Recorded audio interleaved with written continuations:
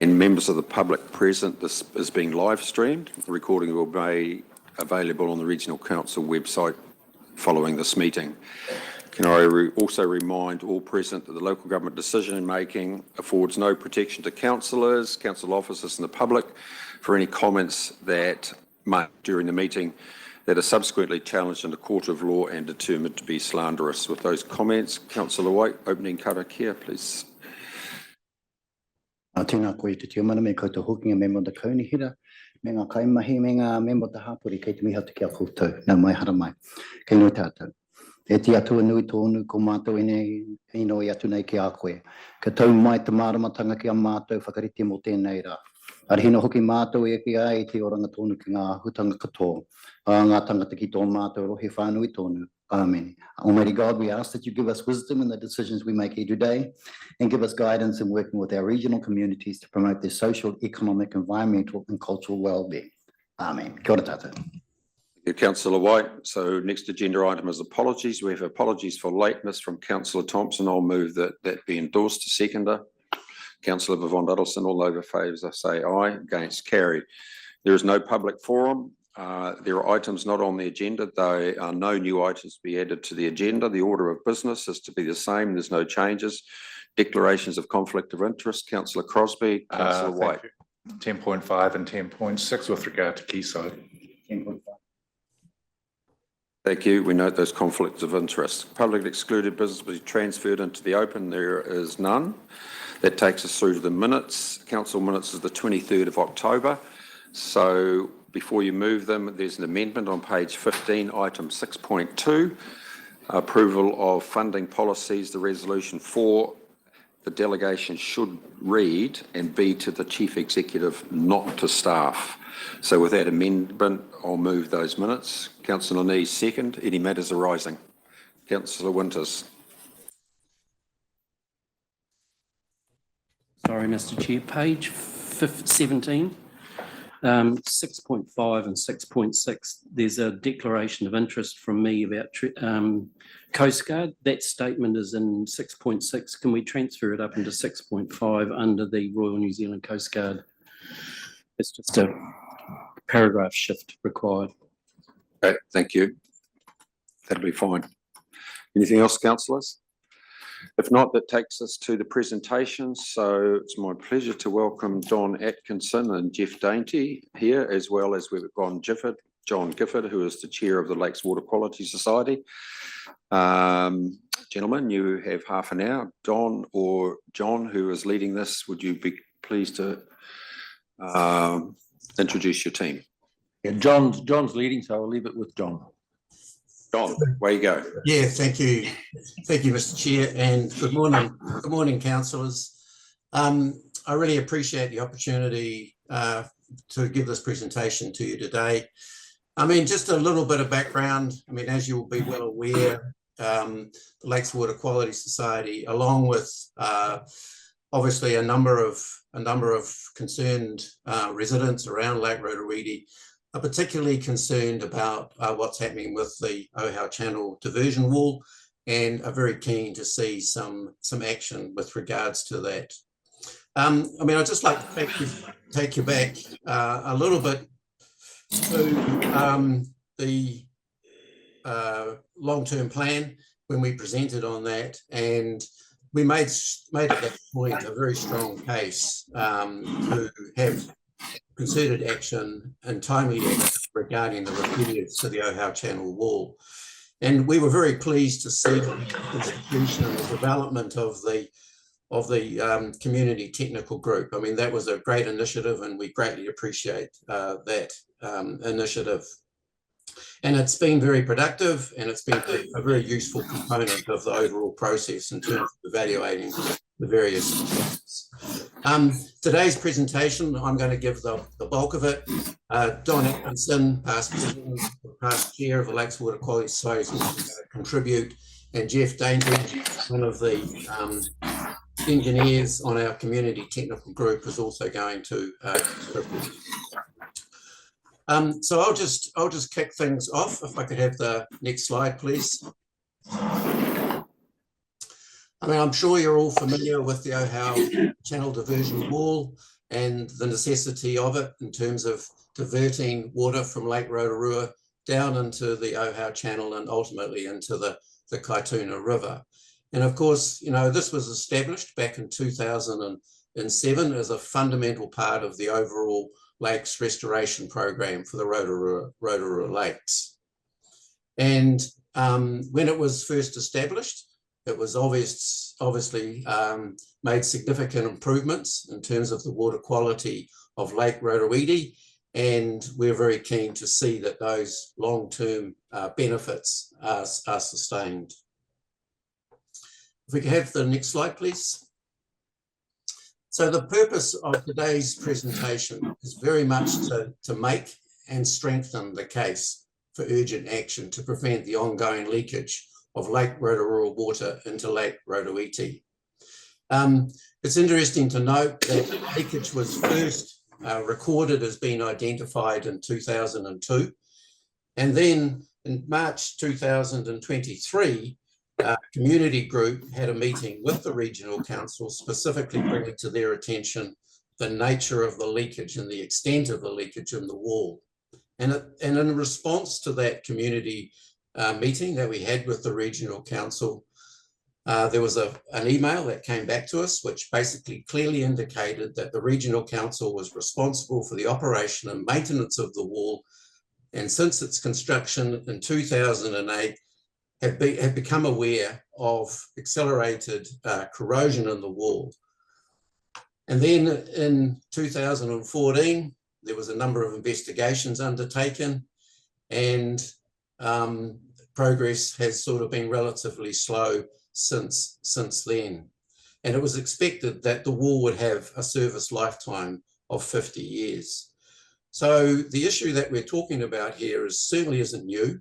It's been ongoing for a substantial length of time. The wall was constructed in 2007, 2008. Corrosion was first identified in 2014. In 2022, leakage was initially identified, and then the community really got aware of the issue and responded accordingly. Can I have the next slide, please? So why is the wall so critical, and why is the community so concerned about the leakage and the somewhat slowness in terms of dealing with it and responding? Well, obviously, the wall was a critical part of the Rotorua Lakes restoration program. And it's important to remember that in all the documentation about the Lakes Restoration Program, the Rotorua Lakes Restoration Program, it's always been seen as a very integrated and a coordinated effort right across the whole community. And in particular, in the context of Lake Rotoiti, you know, we've invested in sewage reticulation schemes. Landowners have changed land use. More recently, the Lakes Water Quality Society has promulgated a lot of action around biosecurity issues with the boat certification scheme. So it's a real community effort. But to see the regional council not taking its responsibilities appropriately and allowing leakage to continue on an ongoing basis and almost deliberately contributing to a deterioration of Lake Rotoiti, to me sort of seems a little bit out of balance. It's also obvious to see that the historic improvements in Lake Rotoiti water have reversed since 2022, and we'll come back and make a few more comments about that in a minute. There's a very strong likelihood that there will be some constraints on amenity values over this coming summer season. And when you really stop and look at it, you know, your own resource consent, there was a clear obligation in there to maintain the wall in good condition. Well, when you look at the wall today, you can hardly say that it's in good condition. And we'll now have a look at that in a little bit more detail in a minute. Next slide, please. So Lake Rotorua water is really not at the moment compatible in any way, shape or form. Sorry, back one slide. Back one slide. So Lake Rotorua water quality is not compatible with Lake Rotoiti. And there's a real emerging question as particularly when we look at the PC10 reviews, as to whether it will actually ever be. It's also clear that at the moment we're not meeting the objective that's it's stipulated in the regional policy plan of 3.5 with regards to Lake Rotowiti, and there's a real risk that TLI value may in fact continue to increase at its current value of 3.8. The impact of leakage is likely to be long-term, and we can see some of the evidence from Professor Dennis Ostkadachi, his work that he's done on the 7-year review of Lake Rotowiti, that effects in Lake Rotowiti are long-term, and it takes a long time for it to reach its stable state. And then last but not least, Lake Rotorua water during the summer has a tendency to float on the top of Lake Rotowiti water because of thermal characteristics. The temperature of the Lake Rotorua water heats up much faster than it does in Lake Rotowiti, and consequently, the Lake Rotorua water floats on top. So, if there's any clear deterioration in Lake Rotorua, it quickly shows in Lake Rotowiti. Next slide, please. So the holes, I think some of you might have had the opportunity to go out and have a look at the wall in the weekend. And if you did, that's wonderful, because I'm sure these sorts of holes, as you can see in this slide, that light patch there, those are the holes that are right through the sheet piles currently in the Ohau Channel wall. And it's very obvious to see that these are not that small. And when you stop and think about it, you would have thought that inspections would have picked up the extent of the leakage a lot more effectively than what it obviously has. These photos were taken in March 2023. And we're not talking about small holes. These wire squares here are 100mm squares. So these holes here are approximately the size of a person's head. So, they didn't materialize overnight. They've been there for a substantial length of time, contributing to the leakage.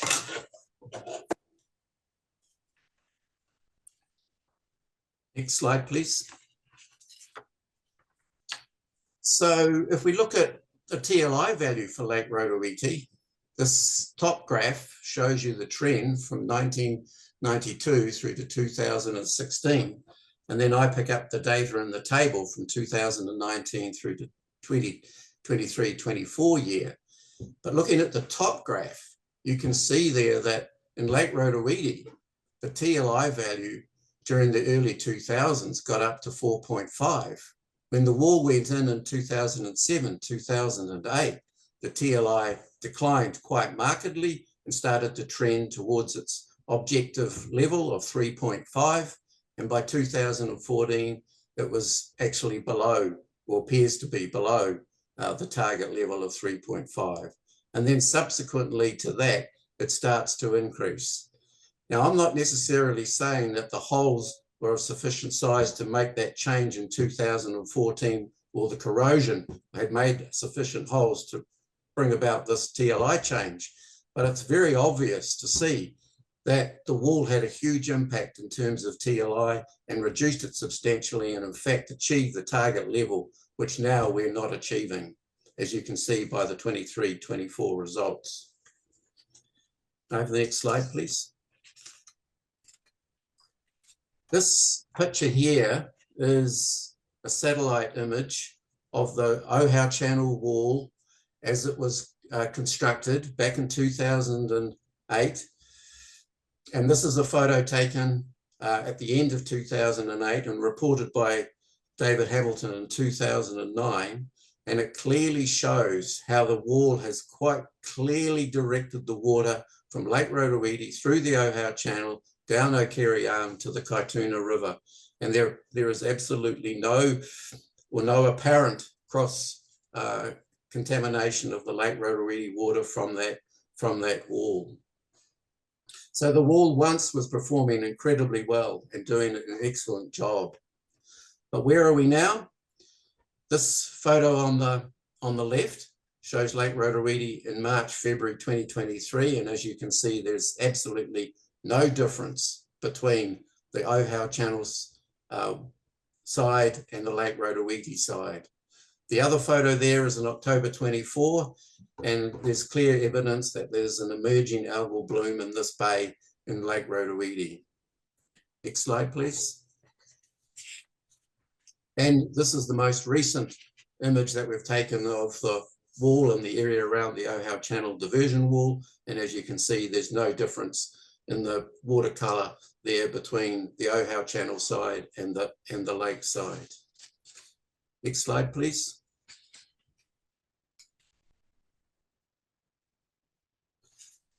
And if there's any thought that we've got the quality of Lake Rotorua water into such condition that it can mix freely without the wall or with the wall with holes, then it seems to us that we're a bit misguided, because these are some of the more recent satellite photos of Lake Rotorua.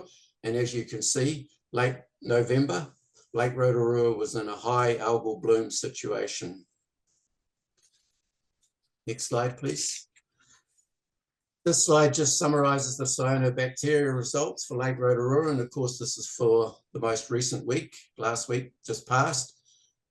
I admit that we've had a change in the way in which we interpret the cyanobacteria results. Obviously, we haven't declared Lake Rotorua yet as a public health warning, as it would have happened in the past, because we've changed the way in which we, the criteria that we're using to declare the public warning because of cyanobacteria. But these results clearly show that there's a significant algal bloom throughout a large proportion of Lake Rotorua. So if that water is mixing, obviously, with Lake Rotorua, then there's going to be some impact. Next slide, please. So here I'll hand over to Jeff. So Jeff, would you like to take over and give your brief presentation? Thank you. Good morning, and thank you, Chairman John, for such a clear, concise and urgent plea to try and fix our Lake Rotorua diversion wall. My name is Jeff Dainty and I live on the edge of the lake. I've retired from Auckland to what was conceived at that time as a beautiful, quiet and unpolluted environment. Prior to that, I'd spent some 30-odd years as a consulting engineer in Auckland, specialising in structural geotechnical design work, and especially that work associated with multi-storey buildings, retaining walls, bridges and civil works.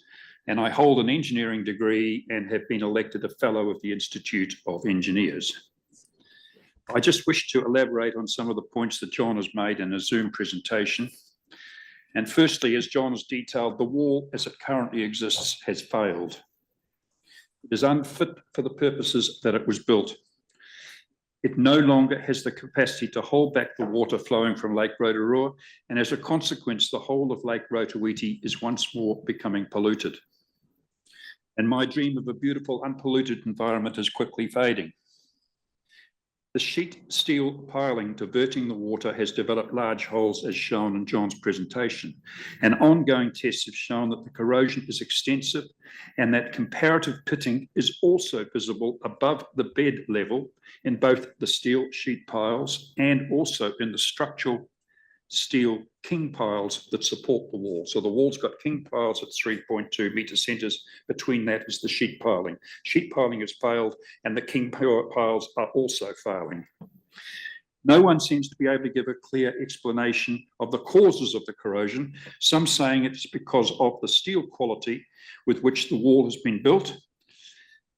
It has too much supplemented manganese sulfide within it, and that is a material that makes the steel more malleable. They can bend it better.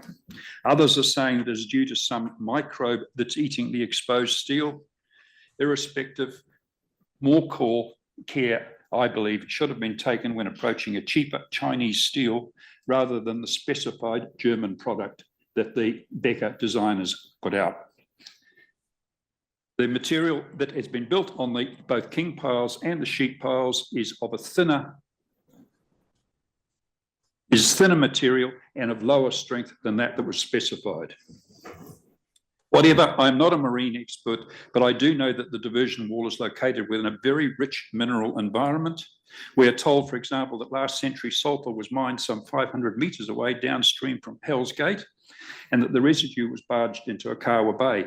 And as we know, the adjacent Okataina Dome is moving upward, and irrespective, and severe storms and ensuing winds are becoming more prevalent in the area.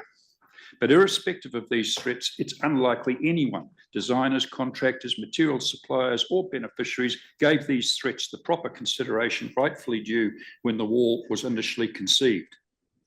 The wall is now not fit for purpose, as I said, and sadly, because of the statute of limitations, we are past our time for claiming compensation.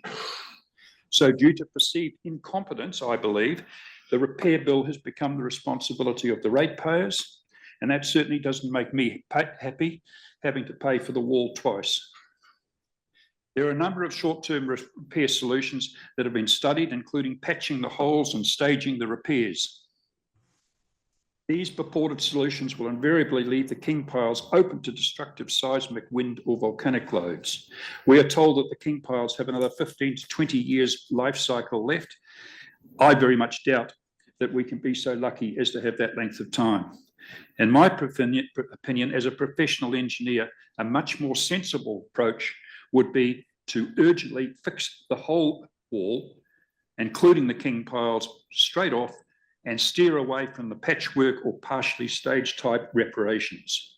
Strengthen the piles and give them a potential life of 100 years. A job well done once, and only once, always saves future repercussions.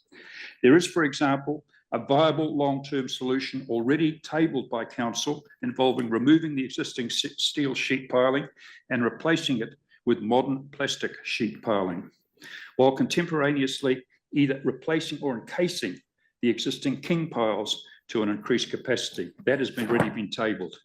This option is currently presented by an experienced marine contractor, and while it may require some modifications, including the additions of extra reinforcement, the longer Bay of Plenty Regional Council procrastinates about this solution, one way or another, the harder it will be to repair the current difficulties. Just another point while I'm speaking. As we know, the wall has already failed, but in my opinion, it is possible that it could very well have failed even without the overdose of manganese sulfide or the microbes eating the organisms. Let me explain. I'm a structural engineer. I'm used to designing buildings, bridges, civil works, and multi-story buildings. And in virtually all my design projects, I was required to give consideration to externally imposed lateral loads.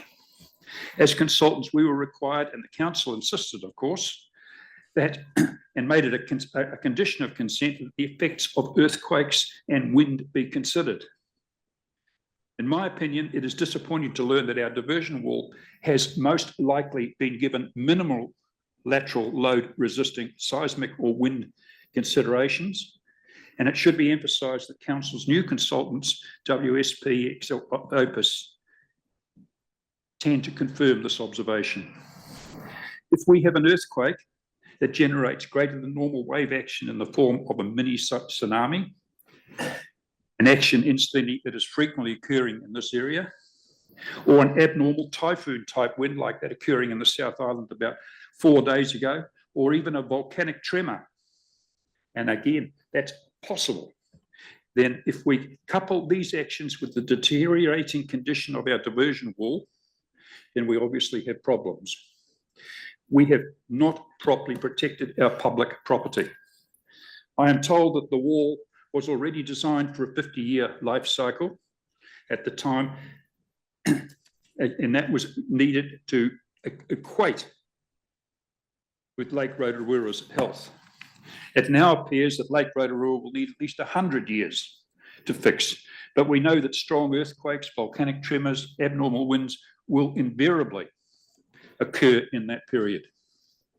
Our wall is deteriorating, its resistance is weakening, and little consideration seems to have been made as a consequence of abnormally high wave action. And it's the wave action that's causing the problem. So if you get a tsunami, obviously you get high wave, water on one side, trough on the other side, that puts a load onto the wall. It's a dangerous situation. All it needs is for one king pile to fail, because this then will cause more load on the adjacent king piles, and we would most likely see a domino type effect. And imagine the repair bill if the wall did fail, getting all that twisted steel work off the lake bed, and the extreme publicity that this would generate. And I've just put the point down here, it would be worldwide publicity.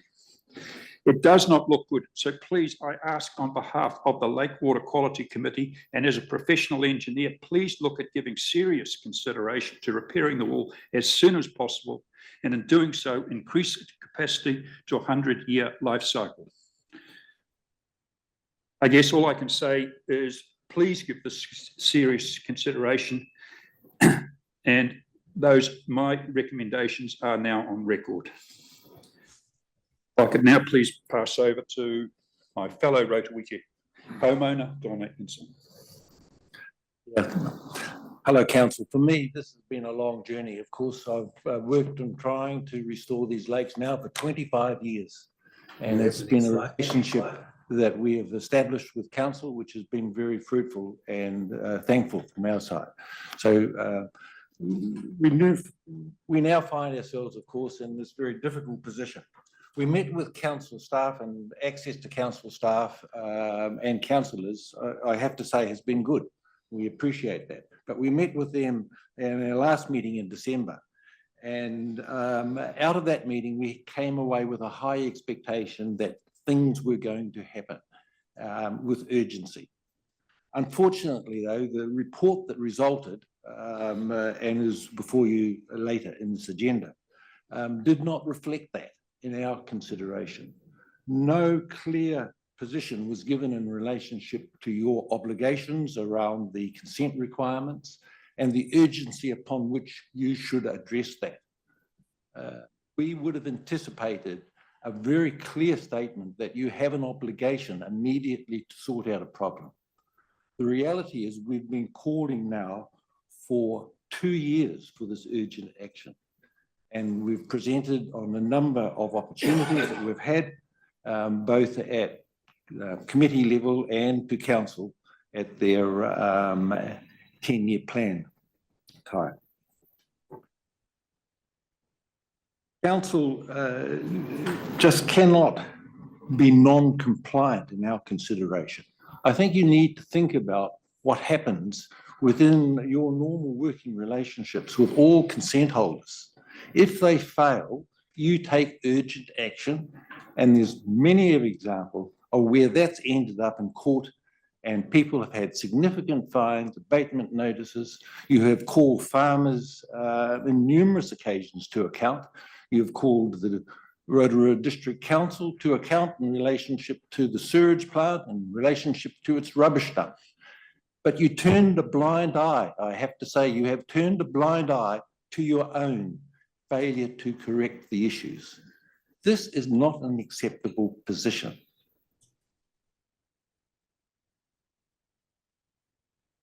Given the difficult position that we're in today, we're aware of the upcoming elections in less than a year's time now, that council effectively enters into a no significant contractual positions beyond the June meeting. And we are concerned that this is going to slip further. We're not prepared as a community to let that happen. And I'm unfortunate, but I'm serious, that unless we're satisfied by June this coming year that a clear path has been set, we will in actual fact apply to the Environment Court for an enforcement order. Now that's an unfortunate position for us to have to come to, but it is that type of serious issue that cannot be deferred any further. Thank you for listening to our submissions, and we're happy to take any questions.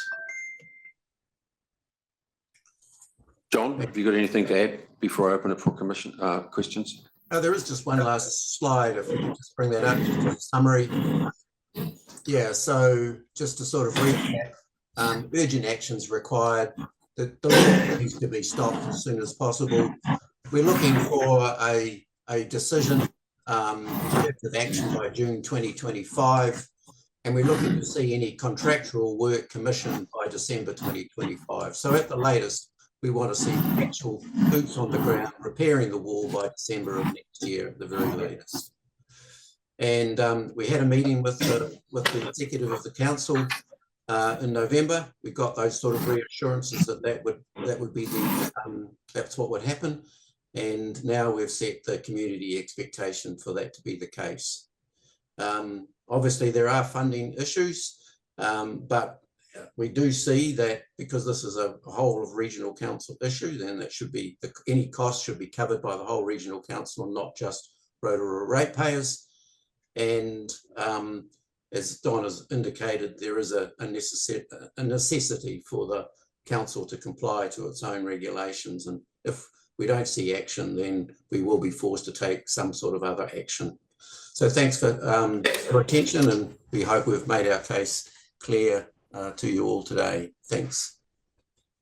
Thanks, John, and thanks, Jeff and Don, for those comment. Councillors, it's open for questions. Councillor Thurston, then Winters. I want to thank you for your presentation. It's pretty eye-watering what you've told us. We've heard it many times before. I acknowledge John and you and Don and the esteemed residents from Rotorua. If I can just say, it doesn't give you any comfort, I know, but we've fought tirelessly. We Rotorua constituency councillors, myself, my colleague on my left, and Councillor White, to keep this issue at the forefront. I think our colleagues are more than aware of the severity of the issue and the crisis that you're encountering. And you have our full support. You've certainly thrown down the gauntlet to us today with some pretty tight timelines for 2025.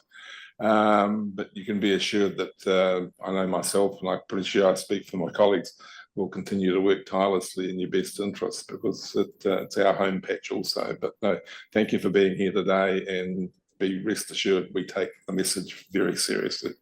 Kia ora. Kia ora. Councillor Winters. Thank you, Mr. Chairman. Morning, gentlemen. So Councillor Campbell and I took our boats out onto Lake Rotoiti on the weekend as a site visit, and there were a number of councillors and staff present on that visit. I was aghast at the size of the holes, Don. They've grown considerably in the last time I had a look. And I think we came up with a phrase that, you know, a couple of years ago, you could put your fist through these holes. Now we could put a swan through these holes in terms of the size. So thank you for bringing it to our attention today. As I said, I was aghast at the size of the holes and the ineffectual nature of that wall now. And I'm gutted that I was mayor at the time when this was installed, and it was supposedly a 50-year asset, and it failed in 6. So big mistakes all round. However, what to do from here? I'm interested in your repairs going forward on, Jeff, how you think this could happen in terms of what you're going to bring to us from the TAG group as to what would be a solution long term. I hear the 100 years. Wow, that's a different ball game again. But look, there is, and we're going to have a presentation from Dennis after yourselves. I hope you hang around in terms of the necessity for the wall into the future, because we haven't done the catchment work yet, or the total amount of catchment work yet in Lake Rotorua. But with my colleague, Councillor Thurston and White, look, we are pressing the flesh in terms of my other council colleagues in terms of making sure we get a solution. Looking forward to what the TAG team come up with, and it's front and centre for me personally, because I signed off on it in 2007 when I was mayor, and it's unfinished business. Thank you, Councillor Winters. Councillor McMillan, then White, then Nees. Morning, thank you. I'm just trying to ascertain from sort of marrying up the report we've got in front of us in black and white with your comments around the solution. So there is a statement here that says it is possible that sequenced options may be recommended. For example, initiating a medium-term option to resolve the wall leakage rapidly, with a recommendation to undertake a long-term option at a later stage. So when you were talking about the complexity of what is damaged and needs repairing, does that fall into the long-term repair camp immediately based on this reporting, or medium-term plus? I'm just trying to work out. I can see exactly where you're coming from. We have two elements in the wall. We have the sheet piles and we have the king piles. Sheet piles we know have failed, but the king piles also failing, we can actually ascertain that they're pitted as well, right down to the bed level. And that we did get a report to say they could last for another 15 years, and that would be what they consider a staged repair. In other words, they'd fix the sheet piles with plastic sheets or something and leave the king piles there, unprotected. What I'm saying is, really, we should be looking, because that's what's holding the wall up, those king piles. I'm saying we really can't do that. We've got to actually protect the king piles long-term as well. And there is a way that we can do that we can actually protect the king piles, reinforce them a little bit more, so that they'll take a 100-year return period, because Rotorua is not going to be fixed overnight. Yes. And that's what we're asking for. If you just do a short-term patch, is not going to work at all. If you do a short-term one and try and put just a plastic sheet around the front of it, it's still not going to fix up the strength of the wall. And we've still got those inherent seismic, wind or volcanic type loads that really, they can go on that wall. There's no doubt at all about it. So in your opinion, we absolutely must address the king piles, not just the sheet piles. Absolutely. You've got to fix the king piles as well as the sheet piles and do the thing properly once. Yeah, and I'm looking forward to hearing from Dennis, who I see is here, because I suppose I wasn't clear that the Rotorua lake quality was going to take 100 years to improve, and obviously we're doing other improvements. So that's a bit scary to hear, because, you know, the nirvana, of course, would be that both lakes aren't polluted and that we don't need a wall at all. But I'm starting to get a very clear picture that that's not going to happen probably in my lifetime or our lifetime sitting around this table, so that we need to do a long-term robust repair on the wall.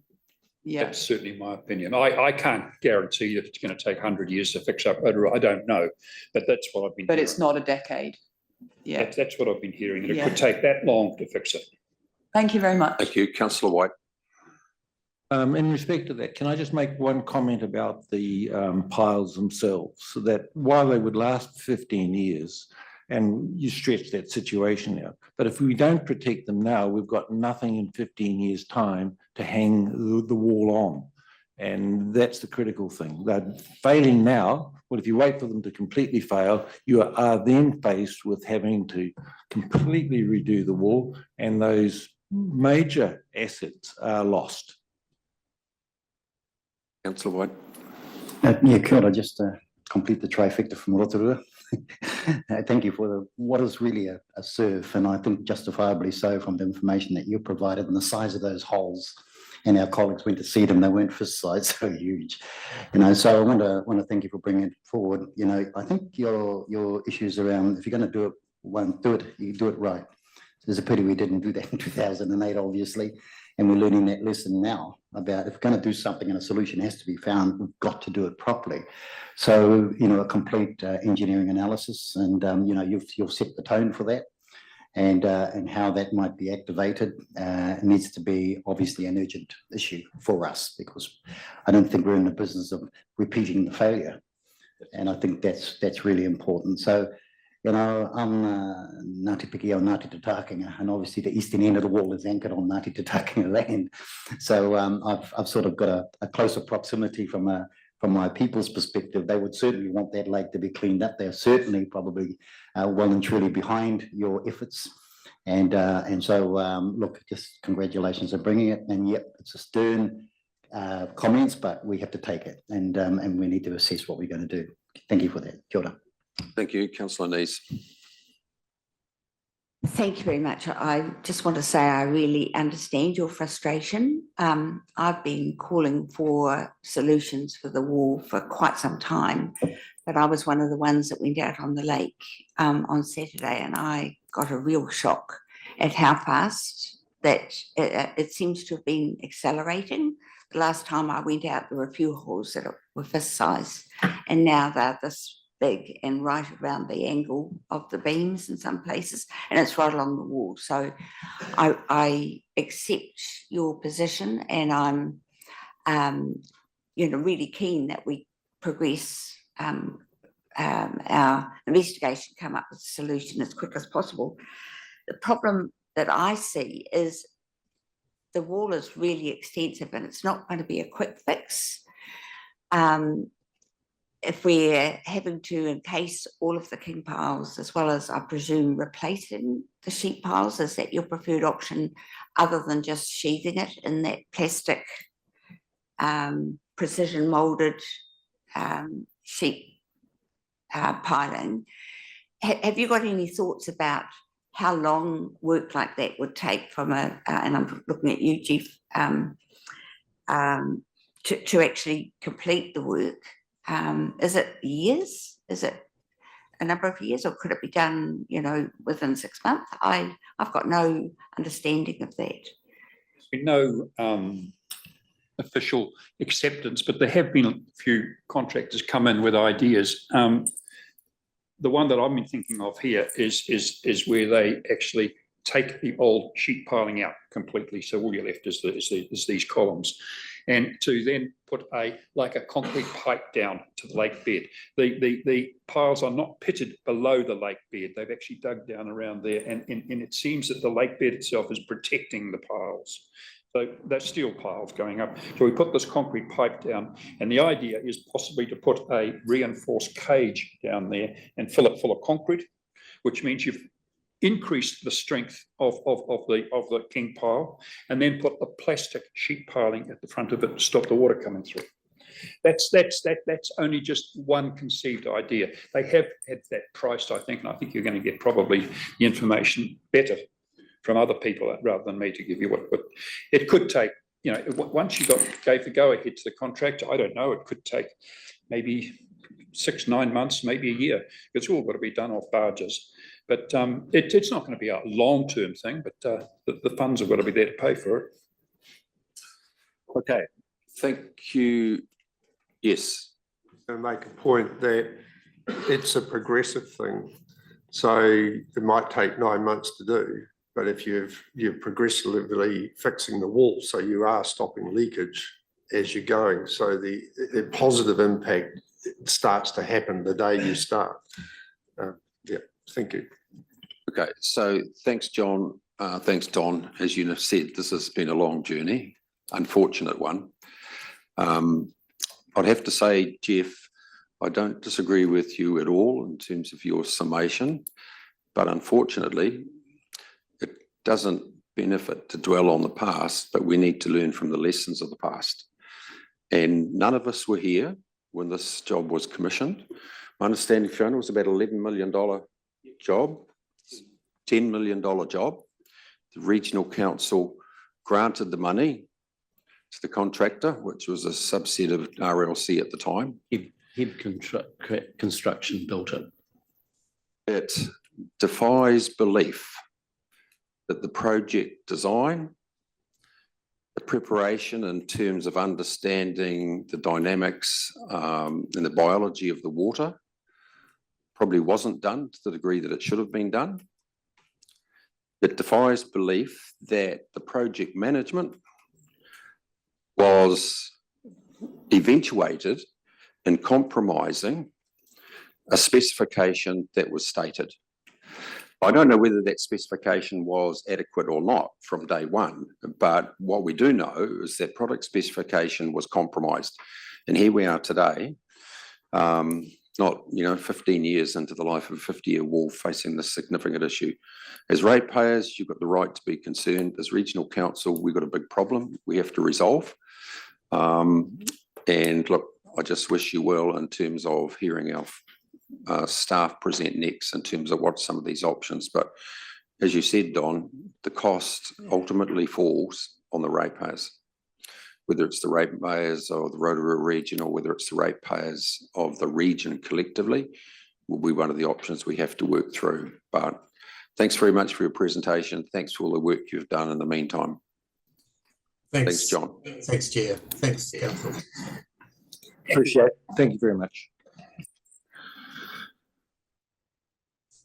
Mr Chair, can I just move that their report be received so it's on our minutes, that those comes up on our minutes and in our diligent files so people can refer back to it later?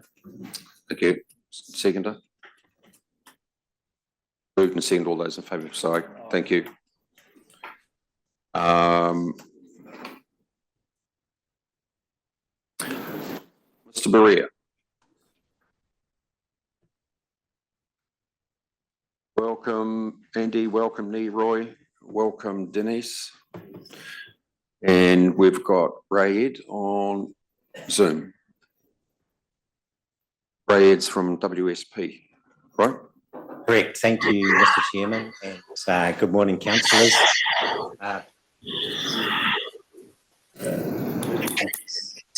Perhaps there's a microphone on or something. It shouldn't be. Okay, we're away now. Today we're just going to present on the process for that we've embarked on for looking at the options for wall repair. And I thought at the same time it was really worthwhile to bring Professor Dennis Osconductor along to talk about the impact of the wall on Lake Rotoiti. So that's the historic impact of the wall, and what would happen if that wall wasn't there in a bunch of different scenarios. And so Dennis is going to present on that. The reason that we undertook that work with Dennis is because one of our resource consent conditions is every 7 years we need to review the effectiveness of the wall. And we thought that rather than just looking at the water quality monitoring that had been undertaken, it would be quite important to look at the effect of the wall, or the effect if the wall wasn't there sometime in the future, because the wall was planned to be about a 50-year project, while as the last presenters have outlined, while the quality of Rotorua was improved going into Rotoiti. And then after that time, the wall would potentially be removed, and we would want to ensure that we had an appropriate standard of water coming through the Ōhau Channel in that time. So I'll hand to Dennis shortly to present on that. Leroy is going to present on the engineering process to assess the options around repairing the wall, and we've already engaged WSP to support us through that process, and Ray-Ed is on the video connect there, so he's available to answer some questions if necessary through the process there. And probably just before I hand to Leroy in first instance, one of the points I think that's important to make is that it may seem that we're taking some time to get through this process of doing this assessment, but in view of the fact that we've got this corrosion and unexpected corrosion that we identified in 2014, it seems to us that we need to be very careful about the options for repair and ensure that whatever we do is actually a long-term sustainable repair option. And in the last about 12 months, we've been undertaking some trial repair work, and it may seem like that hasn't advanced us very far, but probably the thing that we've established from that, doing a bunch of options around repair, I won't describe those, but what that has indicated is that the complexity and difficulty in getting something to adhere to that wall and make a good, strong repair is very difficult. And so we're wanting to make sure that that process identifies the solutions properly for you. So on that, I'll hand over to Neroy to explain where we're at with the options process. Thanks, Andy. Kia ora, Chairman, councillors. I was just going to say, so another presentation in there that needs to be brought up, please. But also just thanks to the community group for working with us as well through options and picking their brains. There's a lot of experience with the community group that we've had available as well. And usefully enough, there's a couple of conversations that have covered off some of the stuff that I need to cover off in terms of the background. So without further ado, we'll carry on. So I won't go too much into the background of the wall, but it was designed around 2005, installed in 2007 and 8. And for those who did manage to go and see it, you'll realise it's 1,275 metres long. So it's not exactly a short wall, and there's a lot of steel involved in this project when it was first constructed. And Jeff has gone through some of the details of the walls, but some of the key salient features here are obviously the king piles, which is the main structural element to the wall, and the sheet piles acting as a physical barrier there. I thought I'd point out also whaler beams, which are visible from the surface, and they are horizontal beams spanning the king piles, and that provides some more structural strength. And the reason I brought that up is we did install some additional whaler beams, so I've got a slide pointing that out as we progress along. But just in terms of some of the key engineering timelines, so the first dive inspections were done on the Waiau wall in 2014. So Andy and myself organised that, and that's when we first discovered the corrosion issue. In 2015, we determined it's microbial-induced corrosion. So that's microbes colonising the wall. So they adhere to the wall, they form a crust, and then they start to break the steel down. And what we're finding, especially at the surface level where there's a lot more wave action, that crust is becoming mobile and pulling away from the steel, and that's exposing fresh steel again. And the process starts again. And at that point in time in 2015, we approached the open market with an ROI process, a registration of interest, to look at various options that were available to us at the time. And those included patch repairing, to paint systems, to cathodic protection systems. So sorry, the photos aren't great being underwater, but the picture in the background is the sheet pile itself, and where a piece of that crust that I was explaining has fallen off, and the corrosion process starts again. And then the insert is where there's fresh steel exposed, and then the insert to that is a piece of the crust. So with the information that we had available to us, we developed a structural management plan with WSP, and Raid was involved in it at that point in time as well. So he's been involved in the project as long as I have. The three main outcomes of that structural management plan was to install an additional whaler beam to take more of the structural support away from the sheet piles and transfer it into a new structural member. So that was done in 2020, 2021. The other components of that structural management plan was to continue monitoring the corrosion issue. So that's 3 yearly inspections, and we baseline the steel thickness and then continue to baseline the steel thickness to see how it's tracking against our original 2017 data that we had. And from that, after the whalers were installed, the concept was to install a polymeric plastic screen in 2027 to act as the physical barrier once the holes had developed to a certain size. I thought I'd better point out as well, and when we were doing these whaler beams, we had challenges in terms of getting contractors to want to get into the water and do this work at a fixed price. There is a lot of uncertainty working in an underwater environment, and it's not like there's a whole lot of civil contractors like when you're doing earthworks. It's quite a niche construction market there.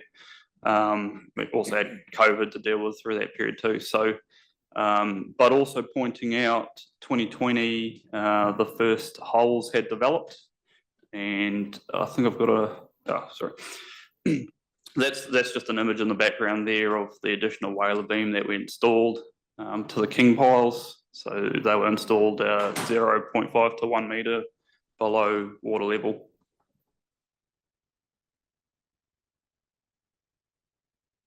Bit of a grainy photo here, but the holes had formed, and it's actually a seagull on the right hand side, just to give you scale. But these holes at that point in time were around 100 millimeters.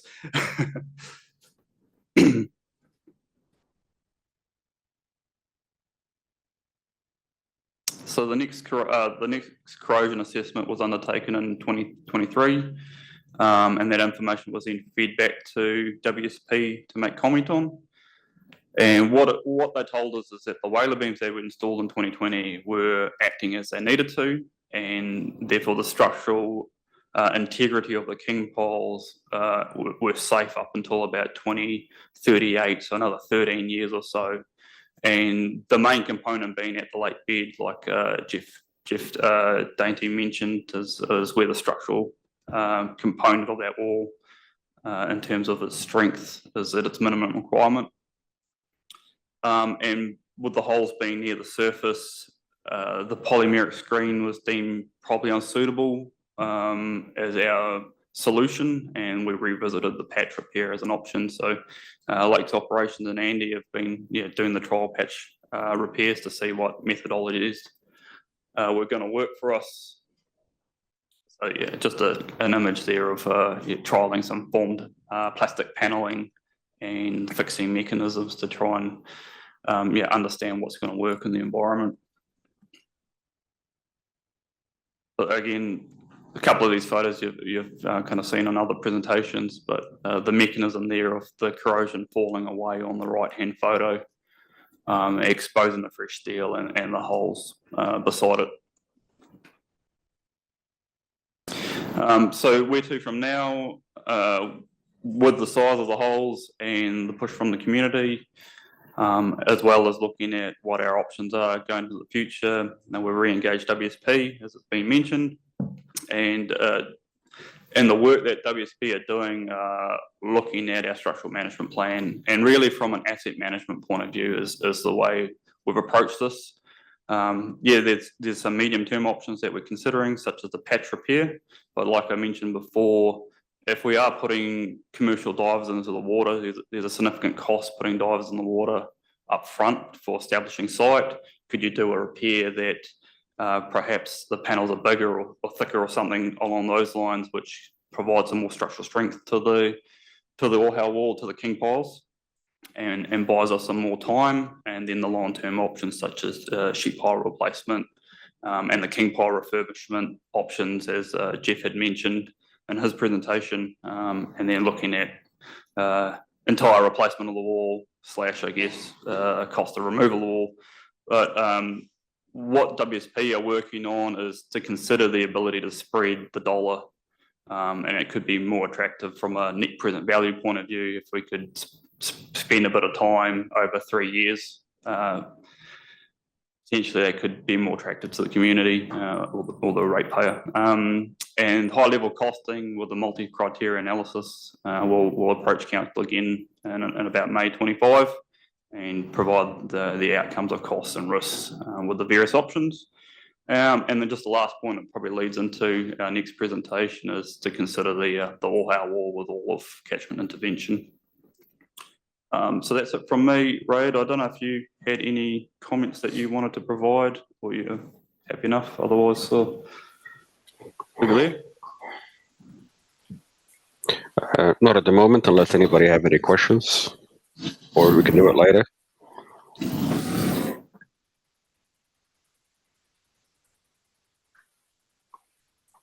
You got more, Andy? No, we were going to pass over to Dennis now to talk about the water quality and the modelling. Okay, before we pass over to Dennis, councillors, any questions in terms of presentation today? I'll start. I don't like being critical, but as a governor, you sit back here And this issue was first identified in 2014, 2015. Apart from the whalers being installed, what's to give the structural integrity, there has been nothing done in terms of approaches fixing to the corrosion issue. Is that a fair comment? Yeah, that's correct. Probably in view of that, though, recall that we didn't have any algal blooms in Rotorua, so there was no particular visual impact of this, which has raised the issue in 2022. Another comment in terms of your report, Andy, you might just want to clarify it on bottom of page, second to last paragraph, page 29. Can you just explain to me, as said, as a result of the alum dosing program, Lake Rotorua has been within 0.2 units of the 4.2 TLI. And for 5 of those years, it has achieved the target TLI. This is ahead of expectations without alum dosing. Yeah, sure. How can you measure that if we were alum dosing? Oh, what does that mean? Probably just going back, the last presentation made the comment that it was going to take something like 100 years or 50 to 100 years to improve the water quality of Lake Rotorua. Well, by undertaking the alum dosing, we've actually accelerated that a way forward, because we've had in the last 10 or so years, I think it says in there, we've actually met the TLI on 3 of those years, and we've been within 0.2 units for the rest of those. Before that, Lake Rotorua was reaching a TLI of over 5. So the alum dosing has actually accelerated the improvement, which we would have expected from land use change in that catchment and other changes to the sewage systems within the catchment. So it's brought the improvement of Lake Rotorua way forward to what was expected when the wall was initially installed. Okay, thank you. Just cover up another question. In terms of the risks, you make the comment here that microbially induced corrosion wasn't well known. Well, microbial induced corrosion and thermal corrosion are related. I would suggest that the knowledge was probably there, but we didn't utilize it. And the comment you make here that the wall's corroding 10 times faster than the design expectations, it wasn't constructed to the design expectations in terms of the specification of the material we should have used. On the first question, I was going to ask Rayed to answer that, but before he goes on that, on the second part of the question around the design expectations, clearly the material that was specified wasn't installed. Right. And so the panel who looked at the tenders and they got offered an alternative material in one of those tenders, they accepted that. And so the rate of corrosion on that alternative material, as I understand it, is 10 times faster than the design would have supposedly been if the right material had been utilised. I see. So you get what you pay for. That's what I understand, yes. But if I ask Rayed, he can answer the other question, because I think he's... Yeah, so microbial influence corrosion was not really well understood or known prior to the design. It was only actually when in 2005 the first international guidance was available. And by then it was all about MIC being seen in marine seawater. So it was supposed to be, or understood to be, a marine seawater problem, not in freshwater. And there are a lot of reasons behind that, because until early 2000s, pretty much marine environments were relatively polluted. And the understanding now, as the world started improving the water quality and how we work around ports and marinas, the bugs, the bacteria just started showing up. They've always been there, but the pollution of the water inhibited them. So when it happened in Lake, as we saw here, like Neroy said, I was engaged back in 2014, and it was a surprise for us. It was a surprise for a lot of people, because it wasn't supposed to happen in freshwater. And so MIC, the way they work, they are sulfur-reducing bacteria. And as mentioned, the quality, we did look at the quality of the steel, and they had sulfur inclusion. So you had the food to attract the bugs. And then with the Lake Rotorua water being poor quality, that gave them the nutrients to really excite and grow. So since now I've been looking at MIC around New Zealand, we now have it in all the major ports, whether from Northport, Southport, Littleton, and so forth. We've been working with the Paeroa District Council, looking at their sheep piles in brackish water behind farms. And and if I give you an example of good quality steel, if you go to Thames, they have a sheep pile wall around the waterfront of the town, and that uses Nippon steel, a good quality Japanese steel, and it looks beautiful. But then I've seen other parts in Paeroa, it looks really, really bad. Again, the introduction of cheaper Chinese steel likely to be from the mid-90s onward. MIC went in, they eat the steel between 0.5 to 1 millimeter per year, which is why a few years ago it may have looked fine, and then suddenly a year later you have these big holes. So that's the science behind it. Okay, thank you. So one last question on the preparation for this.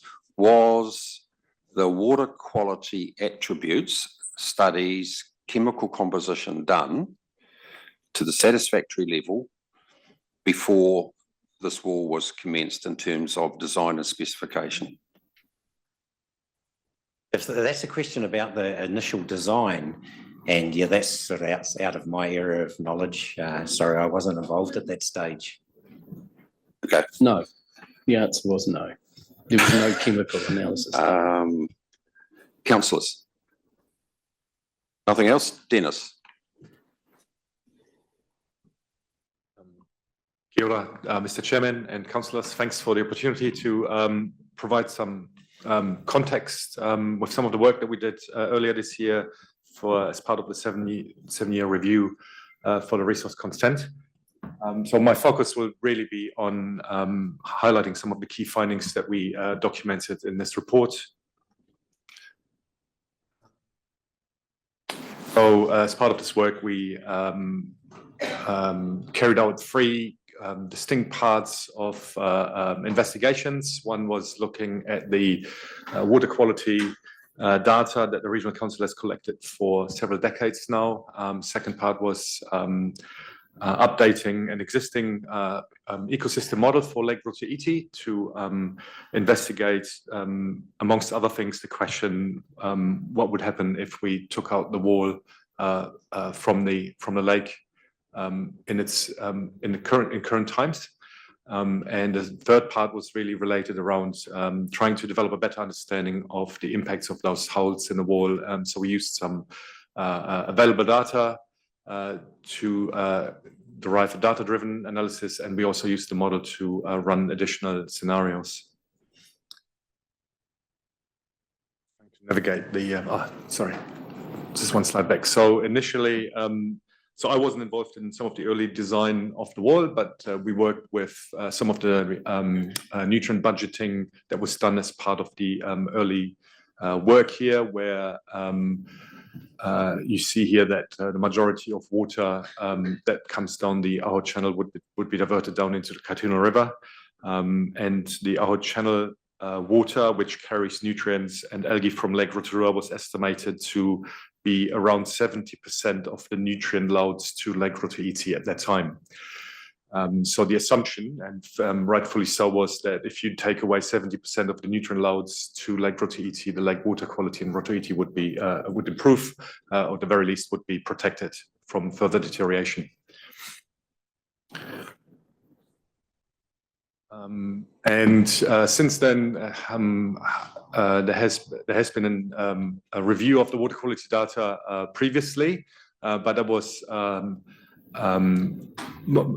probably more inconclusive than we would have hoped for, just because the lake was still responding at the time to that pretty major intervention. So the data wasn't. The data collection wasn't carried out long enough to really draw some strong conclusions, but anecdotal evidence during the entire time suggested that the wall was performing really well, and sort of confirming what John showed earlier here on the left-hand side. It's an aerial photo taken where you see that the turbid water coming down the outer channel is diverted away from Lake Rotoiti. We took a much more data-driven approach for the current review because we have several decades worth of monitoring data available to us now. And I'm sort of showing a similar graph that John showed earlier with the trophic level index in Lake Rotoiti, extending it to last year, 2023, just highlighting a couple of features in that graph where the wall that was highlighting the pre-wall sort of data and the post-wall data. And it was clear to us that the lake water quality in Lake Rotoiti actually started improving a few years before the wall was constructed. So that makes it really difficult to conclusively draw strong conclusions around how much effect the wall actually had on further improving or protecting water quality in the lake. So because we have a lot more data available to us, we went down a statistical analysis that is called intervention analysis. It's documented in the report in detail, but just as a bit of an overview of what we're looking at, the green sort of lines that you're seeing are the trend lines before and after the wall was implemented of these different water quality attributes. So you see the blue arrow on those graphs there that highlights the year of the implementation or the construction of the wall. The pink line that you see is what we're calling a counterfactual trend line, and this is estimating statistically the continuation of the pre-wall water quality for those water quality attributes. So that helps us to understand what the water quality could have been like without the wall being put in place. Statistically speaking, we're looking at the difference between the endpoint of the pink line and the endpoint of the green line to infer how much benefit or what the effect was on water quality as a result of the construction of the wall. What we found with this data set is that we can attribute an improvement in total nitrogen Secchi disk as a result of the wall, and there was an immediate improvement of water quality following the construction of the wall. And I'm pleased to hear that John talked about this earlier in his presentation as well. There was a visual sort of improvement of water quality, and the data confirms that. We didn't see a statistical improvement in chlorophyll A and total phosphorus, and we have hypotheses as to why that happened. Because the wall was put in place and we're taking out 70% of the nutrient loads and a majority of the water that would have flushed Lake Rotoiti, the internal nutrient cycling processes in Lake Rotoiti have changed quite substantially, and we've confirmed that with the modeling work that has resulted in a muted response in total phosphorus and chlorophyll A. And I'm happy to talk more about those mechanisms that actually resulted in those responses. But because of the improvements in nitrogen and chlorophyll A, the overall trophic level index actually improved as a result of the construction of the wall. And based on our analysis, we found that the wall has contributed to improvement of 0.59 TLI units, which is quite a striking result that we have a reasonable level of confidence in. As part of the review, we answered one of the key questions was if the wall has contributed towards meeting or protecting the water quality targets in Lake Rotoiti, and based on this analysis, we concluded that overall, yes, that's true, but there are some dynamics that we didn't anticipate, internal lake dynamics that we didn't anticipate with regards to chlorophyll A and total phosphorus. I want to move on to the modeling. I'm just showing this as a bit of an overview of the kind of modeling that we used. We're using a three-dimensional model that separates the lake into thousands of grids that we can simulate water quality dynamics in numerically. And we implemented inside the model a diversion wall near the outer channel, so to reflect the current condition, really. So just as a conceptual overview of what the model looks like. And in the next slide, I'm showing a couple of simulations here of the water flow from the Aho Channel into Lake Rotoiti in two scenarios, one with the wall in place and one without the wall. And we're using a lot of this work to validate the models to make sure that we're actually simulating what we're seeing in the real world. And based on those simulations, we're pretty happy about the performance of the wall, diverting most of the water away from Lake Rotoiti during certain times of the year, and depending on the outlet gate settings, in terms of releasing water into Katuna River, there's a bit of backflow from that Aho Channel derived water back into Lake Rotoiti. So we need to keep that in mind, that the wall efficiency is not 100%. There's sometimes backflow into Lake Rotoiti from that Aho Channel derived water. For a normal year, that can be around 8% of Aho Channel water accumulating in Lake Rotoiti. So we were satisfied with the model performance, and we ran a range of scenarios. The first scenario that we were interested in is understanding what would happen if we pulled out the wall tomorrow to the water quality in Lake Rotoiti. And I'm focusing on 3 of the water quality attributes here, where we're showing that the removal of the wall today would result in improvement of total phosphorus. We attribute that to the fact that the total phosphorus concentrations in Lake Rotorua are now heavily influenced by the alum treatment, and there has been a major reduction in phosphorus in Lake Rotorua. And the model suggested that that improvement would actually translate into an improvement of total phosphorus in Lake Rotoiti itself. But we would probably see a deterioration of total nitrogen chlorophyll A in the lake, and that is because the lake water quality in Lake Rotorua is still comparably high when compared to Lake Rotoiti itself. So based on that, we ran a couple of more scenarios to understand by how much the water quality in Lake Rotorua would have to be improved to meet the TLI target in Lake Rotoiti if we wanted to pull out the wall. Hypothetically, I'm not suggesting that there's an option on the table. It's just something for us to explore as a scenario. And we found that a reduction of or improvement of water quality in Lake Rotorua would move Lake Rotoiti towards its target somewhere between a reduction by 15 to 40%. To give that a bit of context here, so I just wanted to highlight that the 0 line on these graphs is equivalent to the wall in place without holes in it. So we are comparing these scenarios against the current situation, assuming that the holes are going to be fixed. So we wanted to understand the relative difference between an intact wall and pulling out that wall.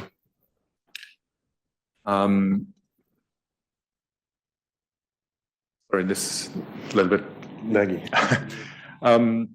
Just to put this into a little bit more context for TLIs, if that's a discussion point that we want to take on, we suggested in these scenarios that pulling out the wall and consistently meeting the TLI target in Lake Rotorua would likely have a similar impact on Lake Rotoiti as the diversion wall itself without the holes. And that suggested to us that the wall is an important component of protecting lake water quality in Lake Rotoiti. And to achieve the same effect, we would, if the wall was pulled out, then we would likely have to look at consistently meeting the water quality targets in Lake Rotorua.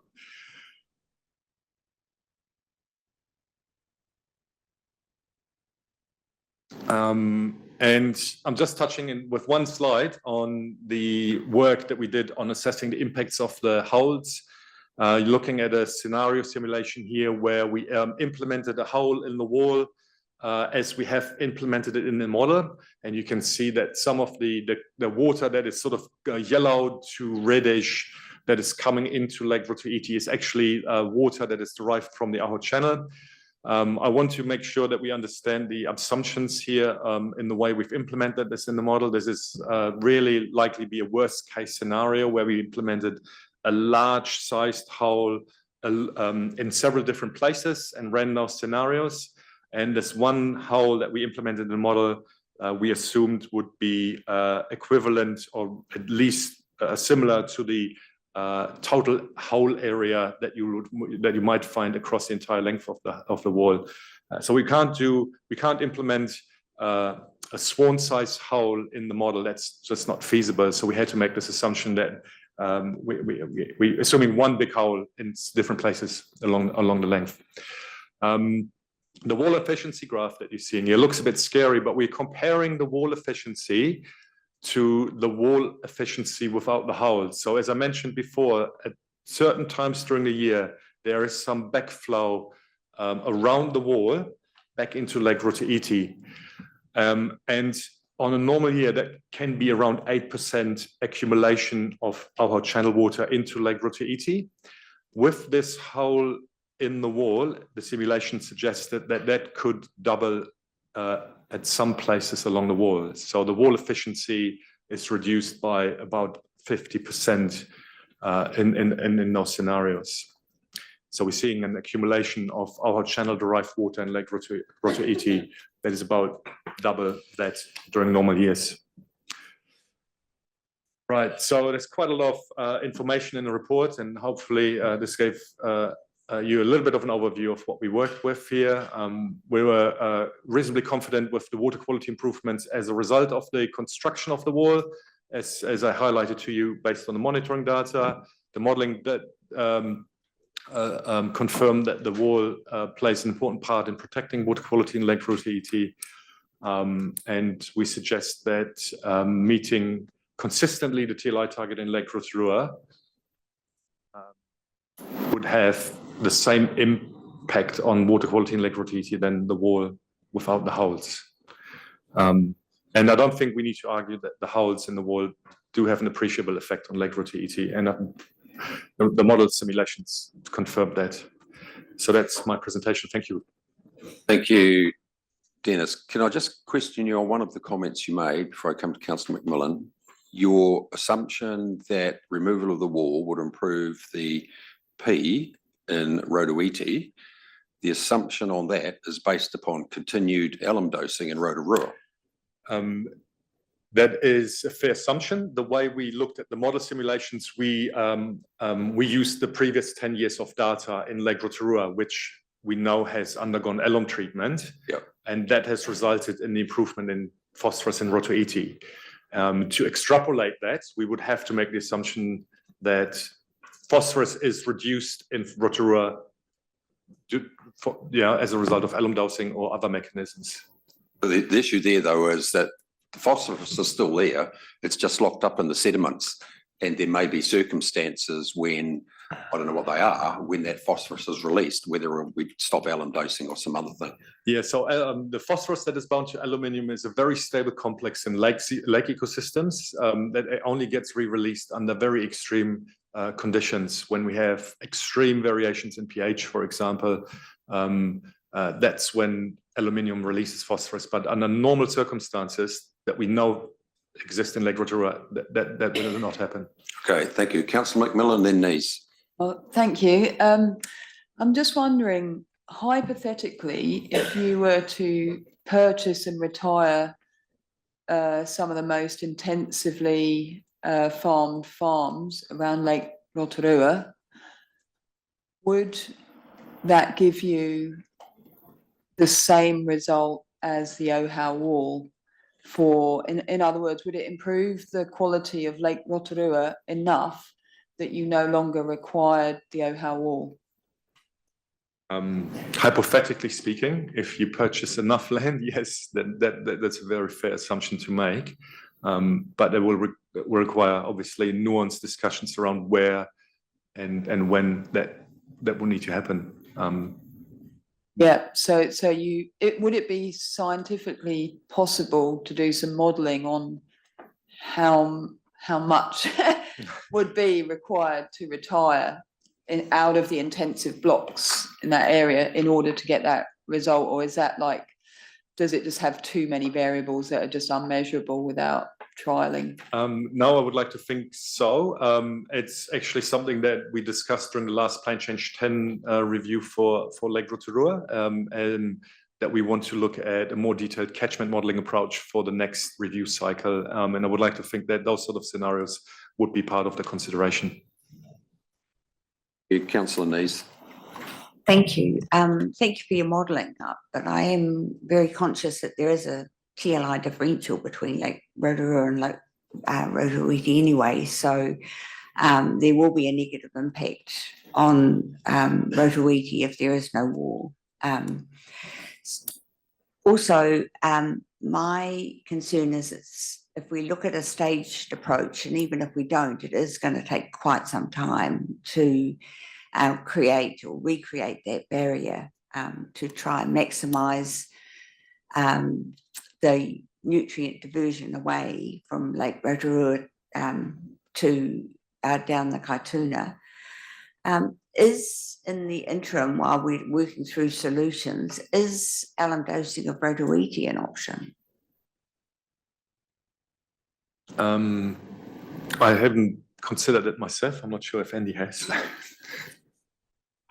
I haven't considered it, but I would just suggest there's probably quite a few challenges to get approval to do that. And the reason we alum dose in Lake Rotorua is because naturally there is relatively high levels of phosphorus coming from the geology of the streams in Rotorua. So it seemed like the sensible place to target. And sort of in alignment with my comments earlier from Chairman's questions, we were probably pretty surprised at the success of the two alum dosing plants in about 2010, 2011, when the second one was put in place. And so they've worked very well in that location. In other locations where we're alum dosing, we haven't had the level of success that we've had in Rotorua. So I wouldn't like to predict how successful it would be in another lake at this stage. Just one further question. Councillor Winters was very excited when he came back from that water quality conference with regard to that additive that can help suppress very quickly algal blooms. And so while I've got you here, I'd like to ask, is that an option in the short term to help suppress some of the algal blooms, even on a trial basis? So that particular product that was presented at the conference, I found no strong compelling evidence that this would be a universal solution to any lake or many lakes, and that would require a much more specific investigation for Lake Rotoiti. I'm pretty vague about it. It's really difficult for new novel products to be assessed for specific lakes, and that's probably something that we need to wrap our heads around a little bit more. Finally, just one, Mr. Chair, sorry. I thought with climate change, with increasing temperatures, is the effectiveness of our mitigations going to be reversed? Is warming lake water likely to increase the number of algal blooms that we're dealing with? Our current understanding is that climate change will exacerbate the existing problems, but it's an open question about how much that might actually be the case for Lakes Rotorua and Rotoiti. Thanks, Dennis. Mr. Atkinson. Yeah, thank you. Just having this knowledge base here, I just thought we need to get some clarification. My layman's understanding that Lake Rotoiti is in actual fact limited from its bloom purposes because there's a equibalence, you might say, of phosphorus and nitrogen in relationship to algae blooms. Now in Lake Rotorua, that's been artificially reduced, and it's focused on the phosphorus content of the lake, and that's pushed down the TLI. to an acceptable level, but it has done nothing to reduce the nitrogen level, which is the principal driver, we believe, in respect to Lake Rotoiti. Now, how does a lack of a walls prevent that nitrogen from coming through? Because you're saying that it would be okay if the TLI in Rotorua was satisfactory or at target level. Now, so how does that nitrogen impact that though? So if I understand your question right, so the scenario suggests that the nitrogen that is coming in from Lake Rotorua would sort of translate into the concentration that we simulated in Lake Rotoiti. So, so I'm not entirely sure if I understand your question. Perhaps we can take that offline, if you will. I've got Councillor Duddleton, White, then Thompson. Oh, not you, sorry. Winters. Thank you, Mr. Chairman. Great presentation. Just with regards to the question that Councillor McMillan raised as to transferring livestock, one of my memories is that the water coming out of the Mamakus into the Rotorua Lake is 80-year-old. So any fix on the land use side is a very slow, there's a very slow progression into the lake. My question to you, sir, you said that wall efficiency reduced by about 50% from the holes. Is this modelling, or have you done some actual measurements of what percentage of the water that is coming down through the Ohau Channel is actually escaping through the holes as they are today and as they were maybe 5 years ago? Have you looked at that at all? Yes, thanks for the question. So the first question is, yes, there was modeled data that are presented in terms of wall efficiency. We do have spot measurements of flow through the holes that is escaping the wall, but it was done on a limited number of holes. But we estimated that based on those limited measurements, about 10% of the Ohau Channel water would leak through those holes for that one particular measurement.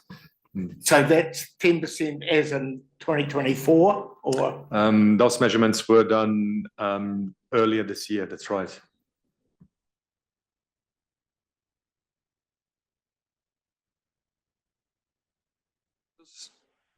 Oh, Dennis, good to see you again. Thank you for your expertise. This morning we heard, are we putting in a structure for 50 years or 100 years? Should we be putting in a structure for 50 years or 100 years? Not sure if I'm the right person to answer that question, Councillor Winters. Yeah, don't go there, Dennis. I mean, it's conditional on a whole lot of future quality issues coming out of Rotorua. The issue was raised earlier this morning. Right, thank you, councillors. Dennis, Andy, Neroy, thanks very much for your presentation. Fiona, where to from here? Thank you. And can I also acknowledge the Lakes Water Quality Society and their time and how they are so committed to working with us to find solutions. Could I also remind councillors that nowhere in the world is there an in-lake diversion wall such as this one. This is the only one of its kind in the world. A key step that I talked to Don and John about was getting the technical advisory group to agree on a recommended option to come to council. That was my hope, that there would be agreement of all of those engineers to bring forward a recommended option to you. That is what we're working towards, is that happening by April, getting that preferred recommendation, and as staff have said, coming through to you with the preferred option in May. The other thing just to remind you of is that this multiple interventions are required here in terms of these lake systems. And there is another paper on your agenda today that talks about another intervention that you need to consider. Okay, thank you, councillors. Councillor Winters, you prepared to remove the receiving the report Ohau diversion wall? Yeah, can I add a number 2, Mr. Chairman? The that this be done with urgency. Because yesterday at Strategy and Policy, we adopted a new prioritisation phasing program. And nowhere there in those 3 columns was the Ohau Channel diversion wall repair. So I want to bring this up through the ladder, or whatever you call it, from yesterday as well, and put it on the agenda with urgency. Well, I don't know whether urgency is the right word, Fiona, as opposed to expedite this report. Whatever. You happy with that? Yeah, expedite. Okay. Expedite is good. Mr. Crosby? Nothing happens without money. And I'd be interested to know how that timing links into our annual plan process. To me, it's just a little bit out of sync. And what I want to know urgently is where the money's coming from for whatever option that we take. So there is no actual financial delay in terms of, our budgeting process. So through you, Chair, given where you are in your annual plan process, there is a number of options where you can seek funding. You can seek it through additional debt. You can look at some funding reserves that you have to fund this. The plan would be to bring you a paper in May and then a procurement approach in June with, as discussed, seeking to have works started as soon as possible, but you need to consider what options you would take, and then there are funding tools available for you. Still hasn't fixed the timing question. Maybe through you, CEO, Mr. Taylor could present sooner rather, not necessarily the number, because we may not know that, but the funding options we have available when we have to hit that number and the timing of it. And that will depend on the length of the project.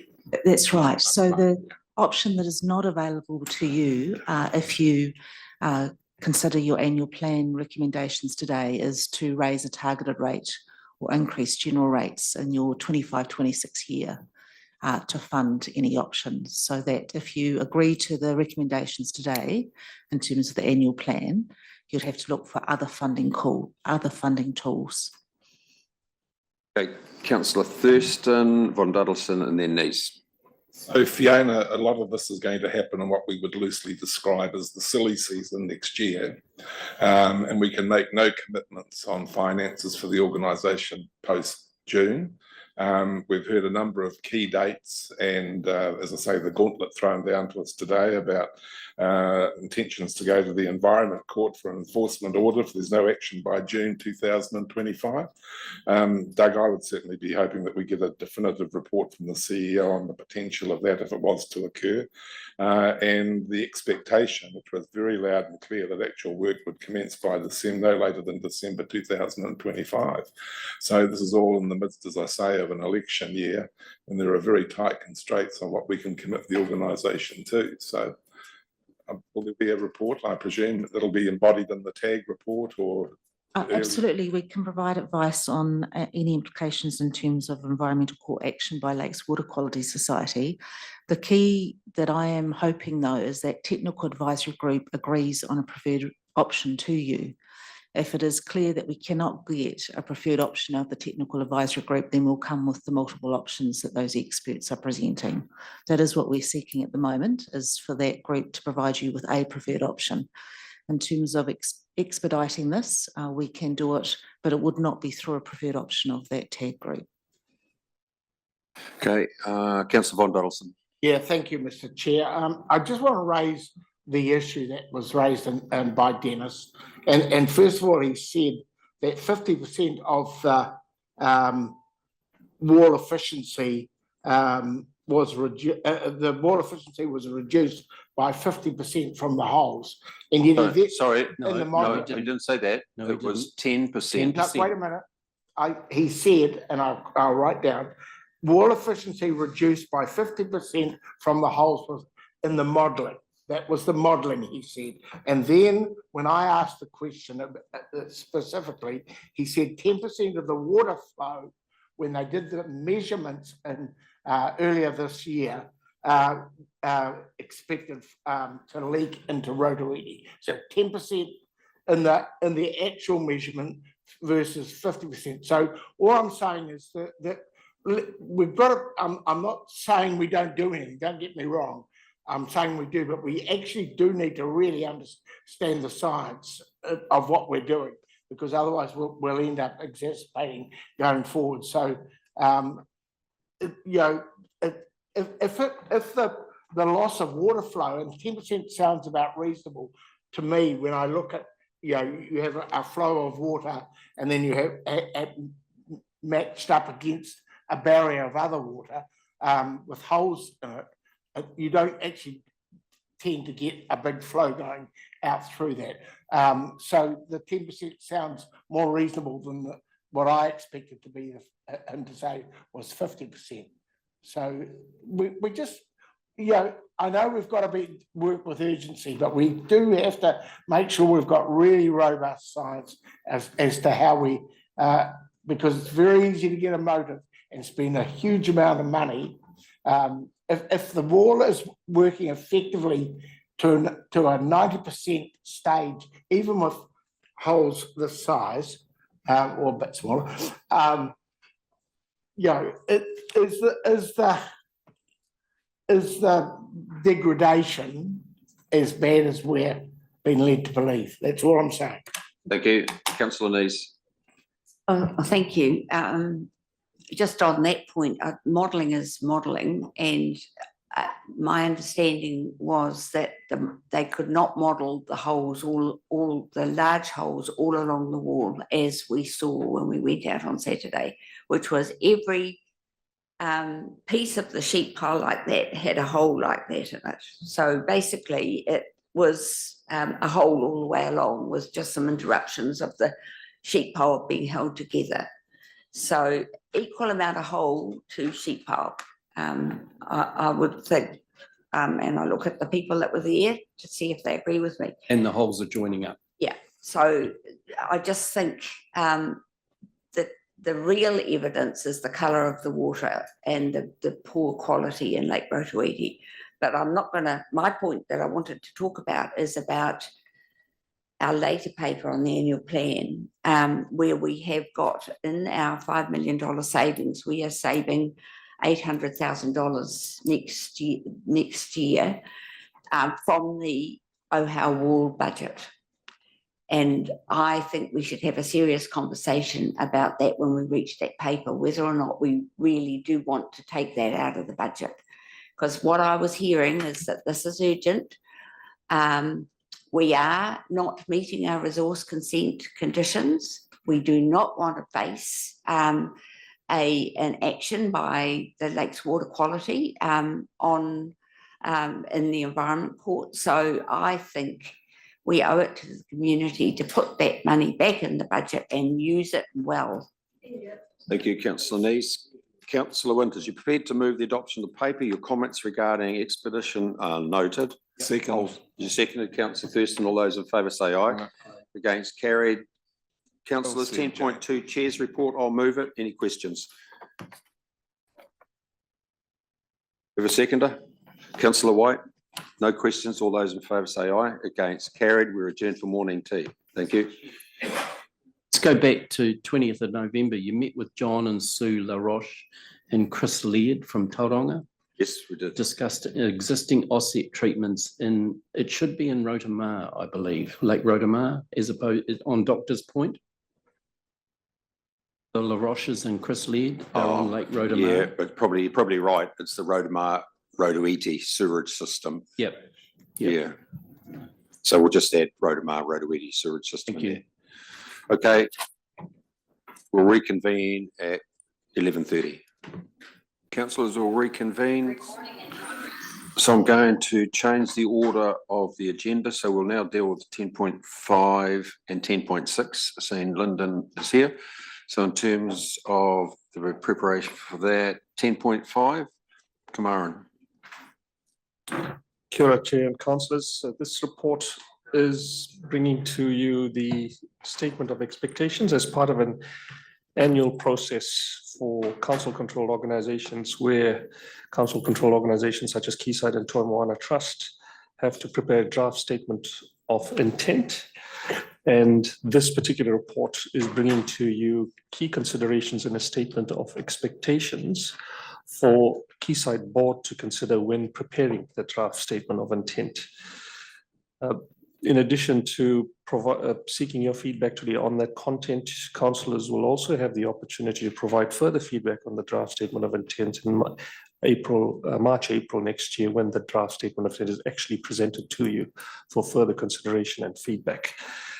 So I'll take the report as read and happy to take any questions and feedback you might have in relation to the attached draft statement of intent letter that sets out the key elements for the board to consider for the draft SOI.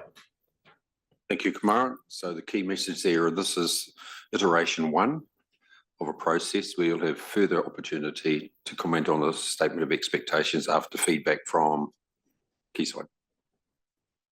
Councillors, Councillor Nees. Just to say, I really do support the statements in the SOI about the review of the dividend policy to return to a set targeted rate of return, and also a desire for more transparency over the calculation of the proposed dividend. I actually took the time to go and have a look at the annual report of Quayside, and obviously, there is quite some potential difference in how gross assets, the value of gross assets and net assets are actually calculated. And no matter what model we move to, I'd really like a lot more transparency on how that calculation around asset value is undertaken, whether it be gross or net, going forward. So thank you. Councillor Nees. Anything else, councillors? Not, can I have a mover that we accept Councillor Winters, Councillor Thurston? All those in favour say aye. Against, carry. Thank you, Kamaran. That takes us through to 10.6. Lyndon.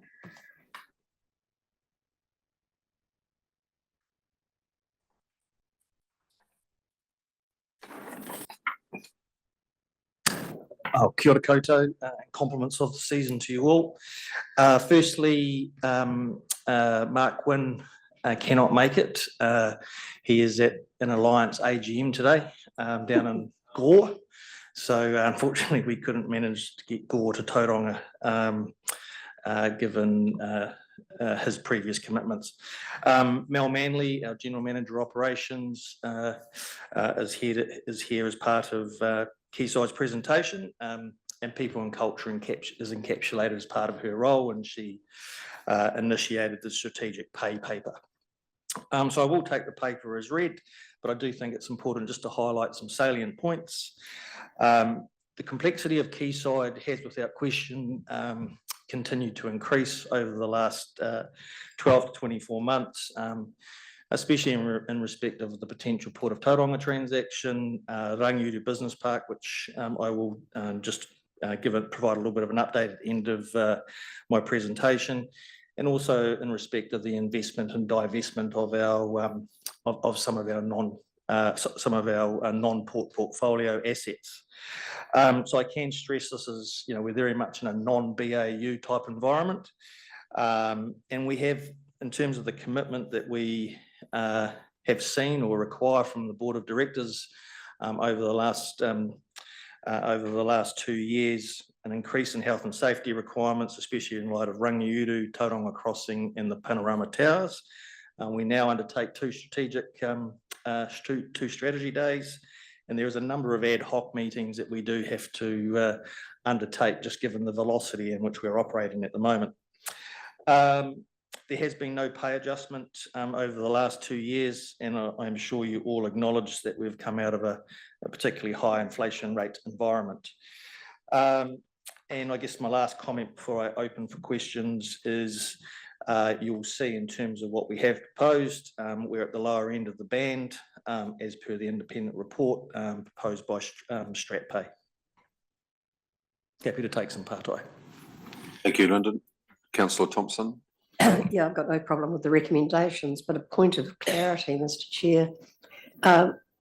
We are not in any way endorsing the current appointments policy today, even though it's all wrapped up with remuneration, because I do believe that that's a discussion we need to have once the port transaction has gone through. So I just want to make perfectly sure, but other than that, I'm perfectly happy to move the recommendations. Thank you. Thank you. Lyndon, can you answer that question? My understanding it's not. No, that's At my all. understanding as well. But we're expecting, from speaking to your chair, we're expecting that appointments policy program to come to us at some stage in the near future. Yeah, we'll add that to our workload, our work, not workload, sorry, work schedule, sorry. Just a question from me, Lyndon. In terms of your investment committee, you have some externals on there. They are expensed through Quayside. Yeah, through our General operations. Operations correct. committee. Yeah. So we we have we have one permanent investment committee member, a gentleman by the name of Derek Jensen, which I've spoken to previously. We're in the process of bringing somebody on just as a technical expert around property, and there is a vacancy as well. Further, we are also looking to bring in an independent around the divestment committee that relates to the potential Port of Tauranga transaction, but we won't be pursuing that until we understand the final decision from council. Okay, thank you, councillors. Councillor Winters, do you have a question? No? Yeah. Oh. Lyndon, I was under the impression by this time this year, we were going to have a review of director performance done. Where's that up to? So our board chair, Mark Wynne, has undertaken that with the Institute of Directors. We did a board evaluation piece around mid-year. And that's a chair-to-chair conversation through the appointments. Policy. Sorry, it's a what? Chair-to-chair conversation through the appointments policy as an update. So the board evaluation piece has gone through. They have said that Quayside is performing in an exemplary manner against their peers. But there's also a learning development piece around that, both collectively and individually. So there's a number of learning development programs in place as well. So do we see, we're not going to see that, it's chair to chair? No, if it's on 131, page 131 of your agenda, it will be shared with me and then I share it with councillors. Anything else, councillors?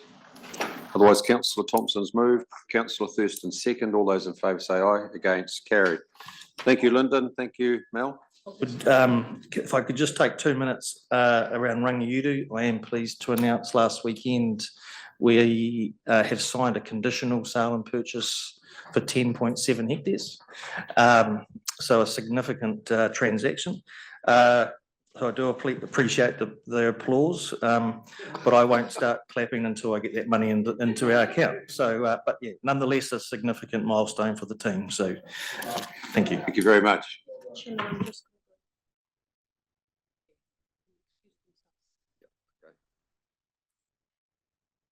Right, councillors, can we go back to 10.3 annual plan? Kamara, Matt, who we got? Councillors, you'll see that this is the result of 4 workshops and it follows the direction that we gave to staff at the last one, right? So this report, councillors, is capturing the key considerations and directions provided by council through the 3 annual plan workshops up to this point. And that's in essence reflecting on year 2 of the LTP, which signaled a 8.2% general rates increase, and councillors having taken recognizing affordability concerns raised by the community and fluctuating economic environment, directed staff to seek do a comprehensive review to identify savings. As part of that exercise, the output of that was around just over $5 million worth of savings identified and shared through the workshop material. Section 2 of this report highlights the summary of those savings and additional expenditure. And when taking that into account, that's resulted in a reduction in the rates increase signaled in the LTP of 8.2% down to 3%. And the targeted rates decrease from 6.3% in the LTP down to 1% for the annual plan. In addition to that, council also considered the various elements of the annual plan, especially around the work program, which is considered to be consistent with year 2 of the LTP, along with the budgeted savings that have been identified being within the thresholds of the significance and engagement policy. And also when further considering other items that were presented through the workshop material, that there were no items there that would benefit from formally consulting with the community. So this report is summarizing that this is a non-consulting annual plan and seeking council direction on that. Having said that, there's also a recommendation seeking council's direction on informing the community on the impact of the annual plan, given its current point in terms of the budget setting process. That's a summary of the report. You, Councillor Thurston, and then these. Oh, sorry, Winters. All right, Mr. Chair. The 3% rate increase in number 2, so that's effectively the rate of inflation, isn't it? Our real rate is 0. Correct. That's taking into account growth and inflation. Except you're waiting for to finalise that, you're waiting for the Burl indices in May. Correct. So section 2.1.5 of the report highlights 2.1.4, the outstanding items, one of which is inflation, and those will be subject to further workshop and budget revisions prior to adoption in June. It's making sure I get the conversation right with ratepayers before we go out. And the question, Mr. Chairman, is regarding 2B, the 5% public transport targeted rate increase. So we've been instructed by the Crown to increase fare box recovery and whatever you call it now. Private share. Thank you. Private share. So when we increase the public transport targeted rate, that's not a private share, is it? It's not included in private share. It's not. No, it's not. No. Councillor Nees. I just want to pick up on the point that I made in the paper on the O'Hare Wall, Mr. Chair. I'd like to ask staff what would be the impact if that $800,000 was put back in for the O'Hare Wall. So what would be the impact on the financial figures? And also what I really don't understand why that was taken out and what actually is not to be done by taking that out of the budget. Obviously, we've got a lot of work to do, so could staff advise me on that? Sorry, through you, Mr. Chairman, the idea of taking it out of the annual plan for 25/6 is because it's the timing of when the funding would be needed. The anticipated, if the budget was still left, we would be rating for money that we potentially wouldn't be spending in that year. It would increase, I don't know, 1.5% on the general rate and maybe another 1% to the targeted rate. But at the moment, budgeting for it, for funding that's not needed, would mean we would be rating for it. You do have the time, as the Chief Executive pointed out, when you get your report back in April, and then you deliberate on your final annual plan considerations in May to change that if you wish, and adding something in. But at the moment, we're saying the financial envelope of a 3% general rate rise and a net 1% targeted rate is sufficient to deliver what you expect to spend in 25/26. I guess my issue is that we were told very clearly that the community is wishing to have work done from June 2025. And as a result, I think we need some funding in the budget to do the preparation for the tenders and all of that work and start the construction. I'm wondering whether we'd be negligent not to make some provision for it.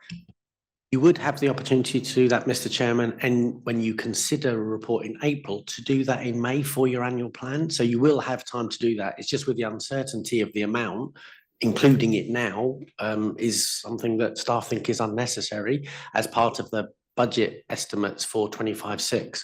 But you have your report that will come in April. You will consider annual plan again in May, and then you can decide whether you rate for it in 25-6 or not. So just to be clear, I think my recollection is the original sum that was subsequently taken out was provided as a provision because we were going to do some remedial work. That's now being deferred Superseded. until you get this report back from That's the correct. technical working group. So yes, Right. it could be put back in. When's that report due back in? April. April. Yeah, let's get a bit of order into this. So I've got Councillor Scott, Just on that subject, Thompson and Crosby. no, I want to Sorry. just talk on that subject Councillor Nees raised. I discussed it over the break with Matt. If, depending where it lands, if it's a capital project, a big capital project, which is looking like it may well be, it will be debt funded potentially as an option, not cash funded. So therefore, it changes as an option. It really does change the scenario of that 700,000. Councillor Thompson then. My issue is one of communication. I mean, we need to be communicating that we're serious about this stuff. And so if we're not going to include it at this stage, we need to have very good communications with the community and the stakeholder groups in particular, that this is not forgotten, that we're going to deal to it in April. That's my concern. It's that communication that needs to be crystal clear. And myself and probably our two Rotorua councils are going to be in the frame in January to explain that. Your point's well taken. I mean, we have to make a commitment that we're going to do something. You only said two, Mr. Chair. Chair, is there any way the TAG group can move their date forward from April to get? We're playing a hell of a lot of brinkmanship here with dates for the whole of 2025. Is even a month? Is there any way we can ask them to? For you, Chair, it would be with not having a preferred recommended option across all of the engineers involved. So it would be bringing forward options that are separate views of members of that TAG. And that's what I will go and ask staff about in terms of bringing it forward. My hope was that you'd get a preferred recommended option that they all agreed to, but you could bring it forward by not seeking to have the TAG come to a conclusion on the preferred option. Is there any mechanism that we could ask them to see if they could I bring think that definitive following recommendation this discussion, forward? yes, they will be told to bring it forward. But given what I know about the views at the moment, I think that if you want to get it quicker, you might not get a preferred recommended option. Councillor Scott. Yeah, just really seeking clarification on 2.1.4 about the land acquisition. That's Rotorua. Okay, so it's just a particular land acquisition. It's not an overall case, because I was going to ask about divestment as well, but do we divest property? It's surplus to requirements, so we do from time to time, yes. Any plan? Sorry? Not in the short term that I know of, in the long-term plan, but from time to time, things may become surplus to requirements, but not at the moment.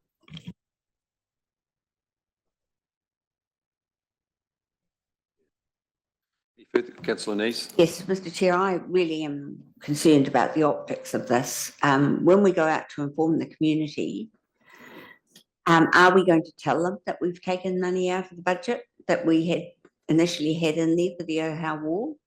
Do we have other money in there that we could utilise for the Ohau Wall? I just think when we've just had them in front of us, telling us how important it is, and they're going to take us to the Environment Court if we don't actually start doing some work on it. I just think it smacks of lack of faith. I think the point Councillor Crosby made is the important one, that this will be a big figure when it comes back to you, whether it's remediation or it's renewal. Yes. And also to let you know, at the meeting that the Rotorua constituency councillors and myself attended with Lakes Water Quality Society representatives, we informed them of this. We informed them that there were other funding tools that the council could look at once the options were in front of them. So that was part of the discussion we had in early December, that this was happening and that there were other funding tools that the council could utilise at the time. I think council needs, the scale of this is not operational. This is, as Councillor Crosby said, this is going to be a capital project.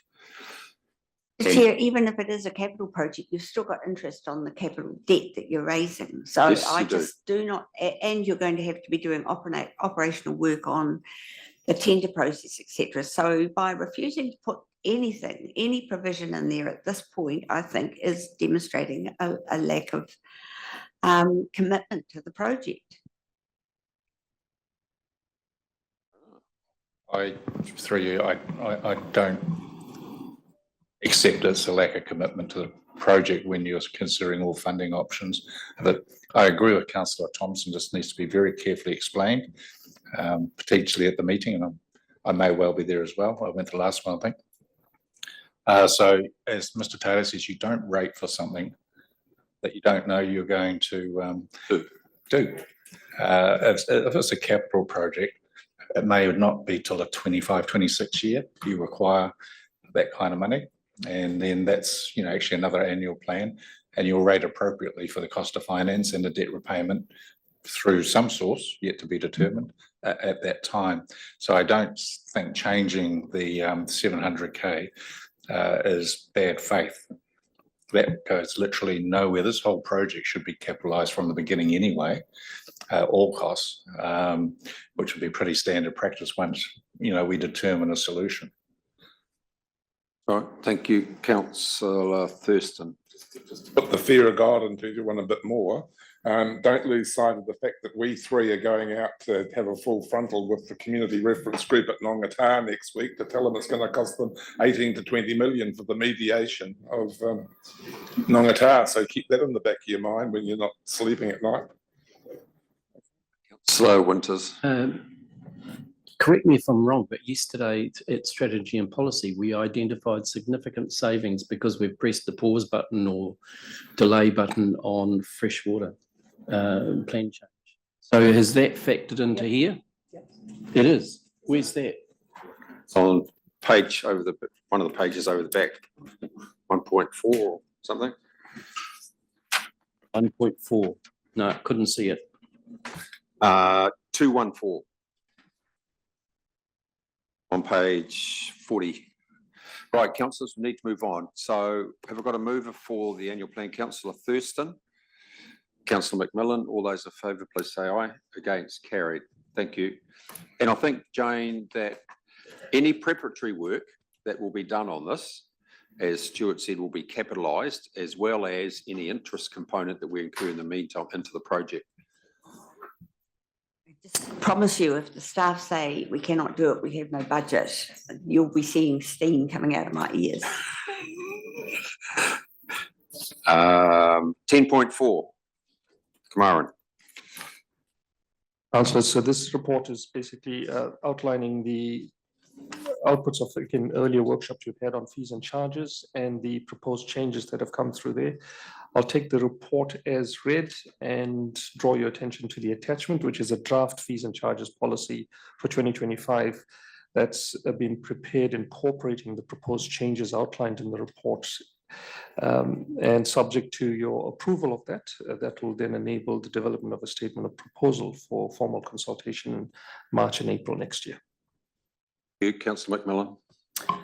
Thank you. Yeah, just this statement of proposed increase to harbour dues has not been included as the projected shipping volumes are expected to generate sufficient revenue.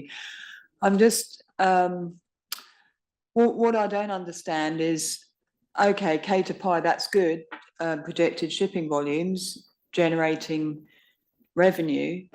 Why wouldn't you do both? Why would you then go, okay, so therefore we don't need to increase harbour dues? Is there a unintended consequence of increasing them? Because surely if we've ascertained that they're due to be increased and we've got this drive for user pays, you know, that's sort of being pushed down from central government, surely we can have both and make more money. I mean, it's not making money, but do you know what I mean?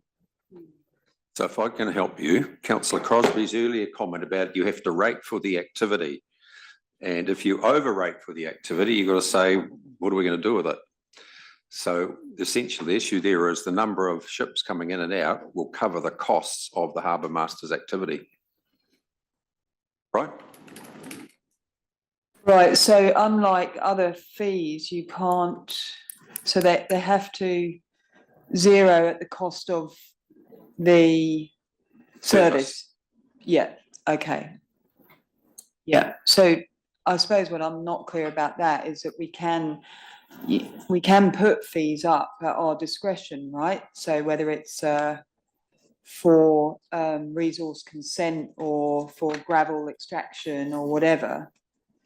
So why does this have to exactly match the cost of the harbour master? Aaron. To the chair, the fundamental principle for setting fees is cost recovery. Okay, yeah, all right. Okay, thanks. Else, councillors? The only comment I'd make, Fiona, is some of these fee increases are pretty savage.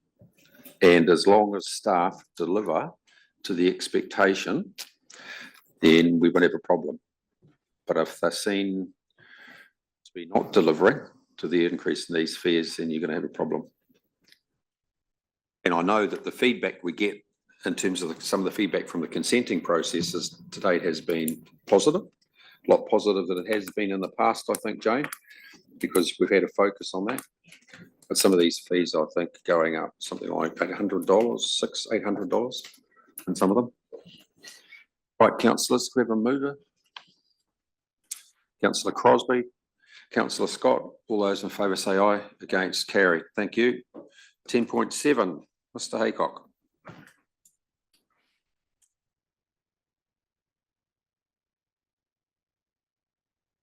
Just in addition to that, Fiona, we will be, while we're not officially consulting on the plan, which includes the fees and charges, we will be doing communicating, or do we have to consult on fees and charges? Through you, Chair, you do consult on fees and charges, yes. Rico Oliver. Tēnā koutou katoa. Before you today is the outputs of the Regional Affairs Review. Given the complexity of this item, staff have put together a short presentation to guide you through the matters in front of you.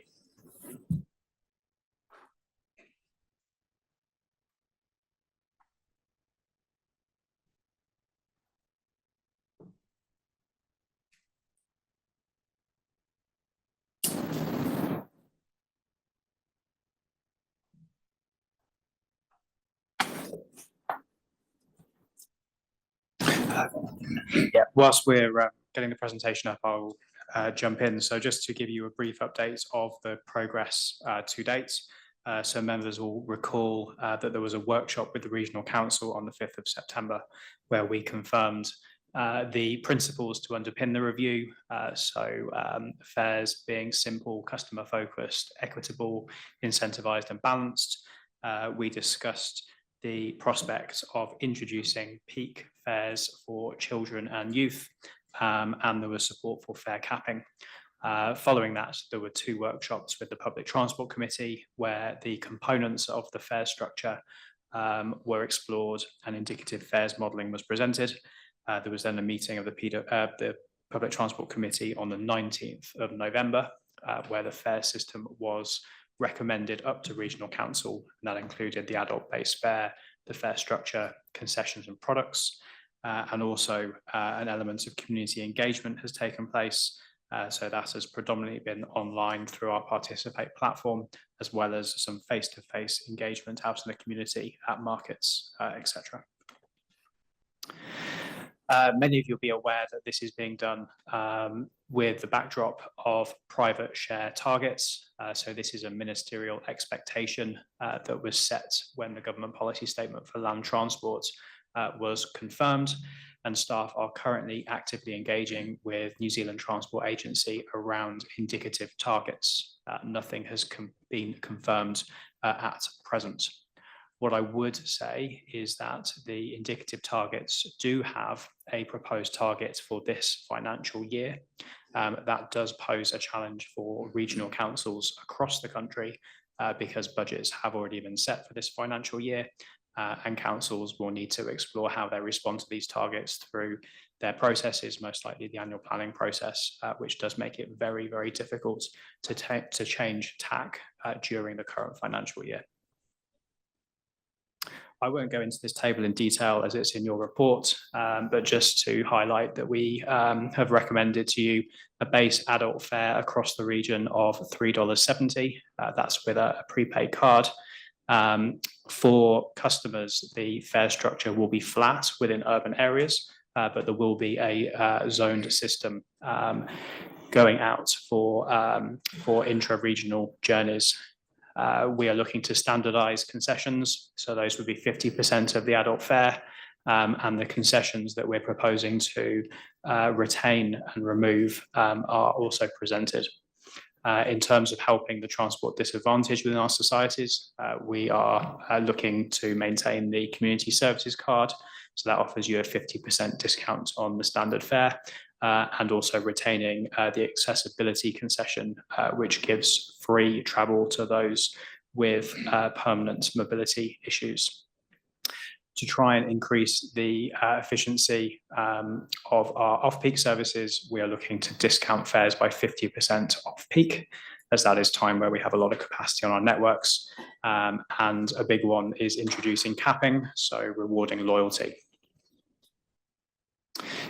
We have undertaken some indicative modelling, so we currently have a fare box recovery ratio of just under 14%, and these initiatives could increase our fare box recovery by up to circa 5.5%. And just drawing your attention to the majority of the heavy lifting is done by 3 initiatives. So one is introducing peak fares for children and youth. The second is the daily and weekly capping products and the incentivised additional trips that brings. And the third is the increase to the adult base fare. This slide, again, is a repetition of what's in your report, just shows what the impact would be for some indicative journeys across the Bay of Plenty. So this is with people travelling with the card. The first thing to draw your attention to is that we're looking to standardise the adult fare across all 3 of our urban networks. So currently the adult fare is the same in Tauranga and Whakatane, but it's lower in Rotorua. So we're looking at standardising those to $3.70 across all of our urban areas. You can then see for some representative journeys how the intra-regional zonal fares would work and the percentage change. What we've looked at as staff when we've recommended the zone rates is levels of deprivation across the Bay of Plenty. So you can see that whilst there are some fairly significant percentage increases, there are some communities that experience a fairly significant decrease in the fare that is offered. It's also worth noting that whilst there are some significant increases, these will all be underpinned by the concession structure to support the transport disadvantaged. Community engagement has been undertaken. We ran an online survey as well as the in-person events that I mentioned, and we had 271 respondents, the majority of those located in Tauranga. What the community engagement told us was that people really valued the loyalty products that we had recommended. So the capping products especially were favoured by the people that we spoke to. There was also a lot of support for discounted off-peak travel and weekend travel. Probably not a surprise, but the trial of free fares for children has been incredibly popular with the community. And that played out through the engagement that we did with a lot of support for that initiative. But noting that there were a fair few respondents that did did favour a discounted fare for children and a small minority that favoured a full fare for children. The paper recommends implementation in line with the launch of the national ticketing system, which is programmed in the Bay of Plenty for August 2025. That's in its substantive part. So that is everything but peak charging for children. The rationale behind that is because that some of the technology that NTS provides is needed to roll out significant elements of what is recommended through this review. Currently, the staff recommended option is to introduce school fares, so peak fares for children at the commencement of the 2026 academic year. There was some discussion at the PTC meeting and staff were challenged to look at to what extent the implementation of this could be expedited. Staff have looked at two options. One is to expedite everything except peak school fares to April 2025, and the other is to bring the school fares, so peak child travel, forward to the commencement of term 4 of 2025, so that's October 25. In terms of the former, so bringing things forward to approximately April, so everything but schools, there are some risks here. So there is extra work to effectively implement a new fare system on our current RITS technology, and that's technology that would then be retired. So there is work and cost that would effectively then have to be replicated on a new system, as well as the shortened engagement period with the community. So we anticipate that there would be a lesser amount of understanding and acceptance amongst our customers. The other thing to note is the largest revenue generating initiatives would not be able to be expedited because they rely on the additional technology that NTS brings. There is the opportunity of some additional revenue earlier, primarily from adult full fares, but we note that that's less than 1% of an improvement on our current fare box position. So the staff recommended approach sticks to the NTS Go Live because it's a lot of effort to achieve a relatively small amount of additional revenue. The risks with expediting schools, so child and youth fares are similar. So again, shortened times to engage with schools. And in terms of impact on our communities, children and youth are the user groups that would be the most impacted by this. And a mid-year rollout would be harder to work in with schools, but I did mention the opportunity to align it with the commencement of term 4. So there was a relatively natural point where we could do it. The other thing that we are working through is the logistical challenge. So because peak fares for children are currently free, a lot of those children don't have B cards and would have to apply en masse for a travel card and have the appropriate concession loaded upon that. That's likely to be a considerable administrative burden, both for ourselves and the NTS team. So if we do expedite that, there could be that administrative burden, and we're yet to fully understand how we'll respond to that. However, increasing or introducing fares for children and youth is the biggest single lever that we can pull.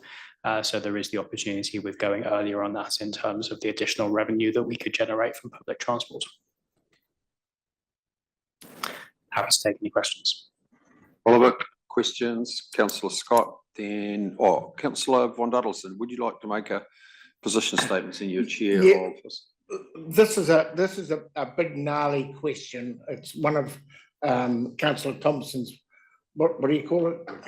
A wicked problem. And I have to first of all thank staff who've been fantastic actually at recognising the issue and coming through with realistic options, and also of the various committees that this has gone before it got here, that the realisation that this government will not give us ongoing funding if we don't get our, what they now call private share, up. That used to be called fare box recovery. Just to let all councillors know that the Bay of Plenty, the current fare box recovery or private share in the Bay of Plenty is 60 cents. And there is one council lower, that's Horizons Manawatu at 59 cents. The average across New Zealand is actually $1.87. So we're 60 cents and the average across all regional, all New Zealand is 1.87. So we're way behind. And we've been very generous to our community, and we had a reason for that. We wanted to get congestion and also under control in Tauranga, and we saw children getting kids to get out of their parents' cars and go on buses was a really good way to do that. But it's come at a big cost, and the government will not future fund us unless we are doing something realistic. So I thank everybody, because this has not been an easy conversation, and I think staff have come to the conversation with a really balanced opinion, which I appreciate, and I thank you for your help on that. A lot of the fare box reviews, the other thing I just want to say is we're doing this, we haven't done a fare box review for a long time. I know that under the statute, we have to do it every 6 years, but many regions do it on an annual or biannual basis. And I think that's where we've got to get to, we get to too big a steps if we go too long. So this is work, but it's not easy work, and it takes a lot of time and effort. And that's, so I appreciate that. You'll see on the chart that you saw with Rotorua that it was quite a big increase initially. The reason for that was they got their contract, their contract is coming before ours, and so that's how they were $2.84 previously. They were lower than $2.24, should I say.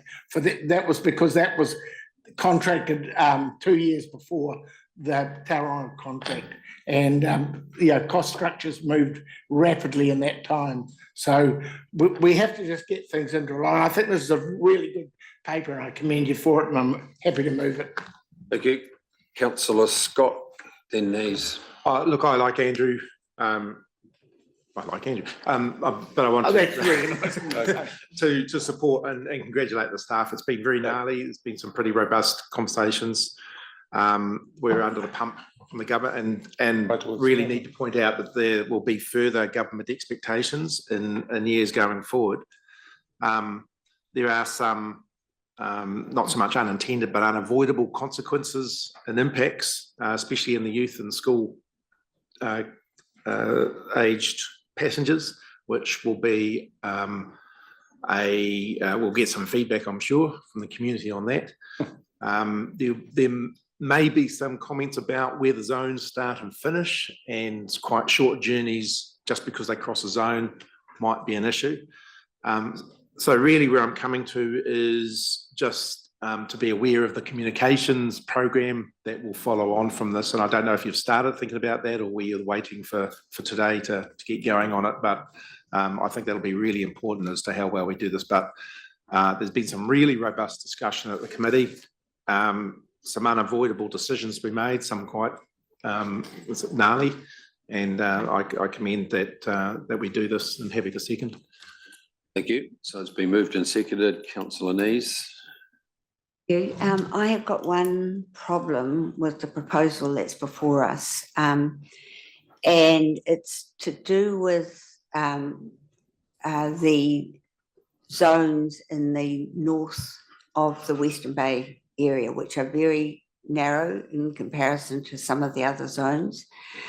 So one of our principles is that fares are equitable, and I don't believe that it is equitable to have such narrow bands in the Western Bay. So if you have a look at it, the fare from Kirikiri to Tauranga, crossing 3 zones, is $8, which works out at 21 cents per kilometre. And you compare that with 13 cents per kilometre for the Rotorua to Murupara trip, 11 cents per kilometre for the Rotorua to Ruatahuna trip, and for Tauranga to Whakatane at 17 cents per kilometre. So I guess what I'm asking is that staff relook at the boundaries of those zones, maybe 2 zones rather than 3 zones. Should that be a possibility, I wonder whether the recommendation would, which under recommendation 2 says fare structure zonal as depicted in section 2.2. I wasn't sure whether you meant zonal, the boundaries are where you put them in the map in 2.2, or whether these are examples of zones that we're going to have. So just a question, is it possible for staff to relook at the boundaries of the zones? Oliver. So through you, Chair, the intent of the paper today was to confirm, seeking your confirmation as to the zones that are presented in the paper. In terms of looking at moving those zonal boundaries, that is work that staff can do if it is the will of council. In terms of timeframes, so we are, as I mentioned, looking to align the change to a new fares structure and pricing with the launch of NTS. So our ultimate deadline is around March. So we've got until that point to do any fine tuning if it was the will of council. Thank you. Councillor Thurston. Oliver, I just wanted to compliment you and your staff on the quality of the advice that we received. I know we led you on a merry dance on a number of those meetings and you wondered where the hell we were all coming from. But at the end of the day, we got there. But Fiona, they're a quality group of individuals and ably led by Oliver. So no full marks there. But as has been laboured by the chairman of PT, you know, ministerial objectives and directives are driving this. And the expectation about greater private share. My concern, which I've now watered down and somewhat, was I was really concerned about the 65% increase in public transport for Rotorua, because I could see the headline in the Daily Post akin to, you know, Japan attacks Pearl Harbor. You know, you can see the size of the 65% on the front page in big black ink. But no, if it's going to be parity, we're a region and we're going to bring ourselves into line. And I'm very happy for us to buy into parity across the Bay of Plenty, but no full marks. But the other thing I do ask is that, as Councillor Von Daddleston has said, if we can increase the number of fare box reviews onto a more regular basis, I think that'll lessen the pain with the community. But no, as Councillor Scott said, comms is going to be the big one here, and how we sell this, particularly to the parents with school-age children and Tauranga, but Councillor Von Daddleston will be right behind you to pick up the pieces when you're on the podium. So, no, but in terms of parity, for, you know, I'm happy to buy into the 65%. I never thought I'd say it, but I will. Thank you, Councillor Merlin. It's pretty much been said, but Councillor Thurston, I really loved the way you framed those exact words. You framed the challenge that we're under. So again, it's about the comms, and you know, it's not a decision. We've been pushed into a corner, and I think it's really important that that our constituents know that this is something that we wouldn't necessarily have done, but we don't get a choice, and that's what's so depressing about it for me. And I'm happy to go with this report with these actions, but I'm not comfortable with the government directive. So yeah, that's and the way you framed it, Councillor Thurston, was spot on. You should be a comms professional, as well as everything else. Thank you. Councillor Shuley. Following on, I certainly support Councillor Thurston's call for parity across the region. I think it's very important, and that's why I support Councillor Neese's request that we really look at these, because we don't have parity in terms of the northwest of our region compared with elsewhere. We've got those very tight bands, and it's a real fast population growth with Omokoroa, Katikati. That's my patch, as you realise. And you know, there's potential there for significant increased numbers in public transport, but we do not have parity in terms of a kilometre charge, the way we've condensed those bands. So I certainly think that does need relooking at. Thank you.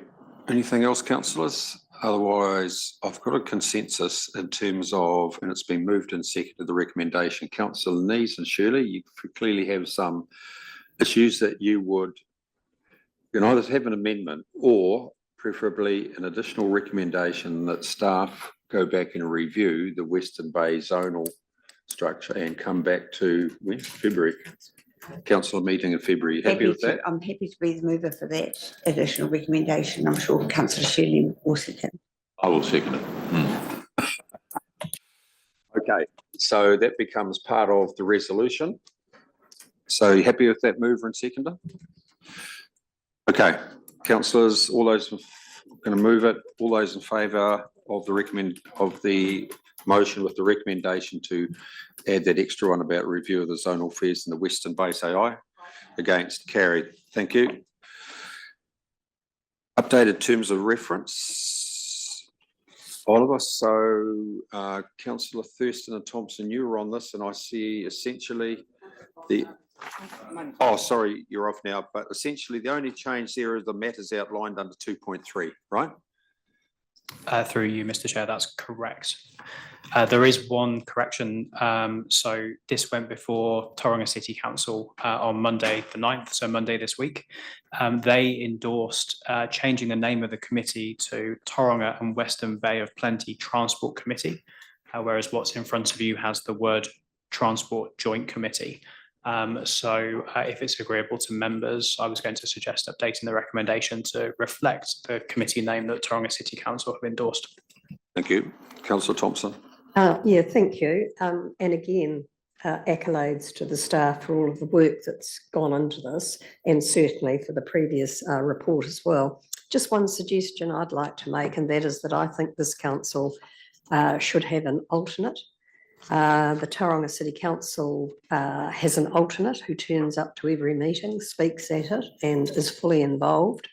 And I'd like to suggest that we also have an alternate on this committee. Can't talk for the Western Bay, but they can look after themselves. So that would be my suggestion, Mr. Chair, for us to consider having an alternate who comes along, participates.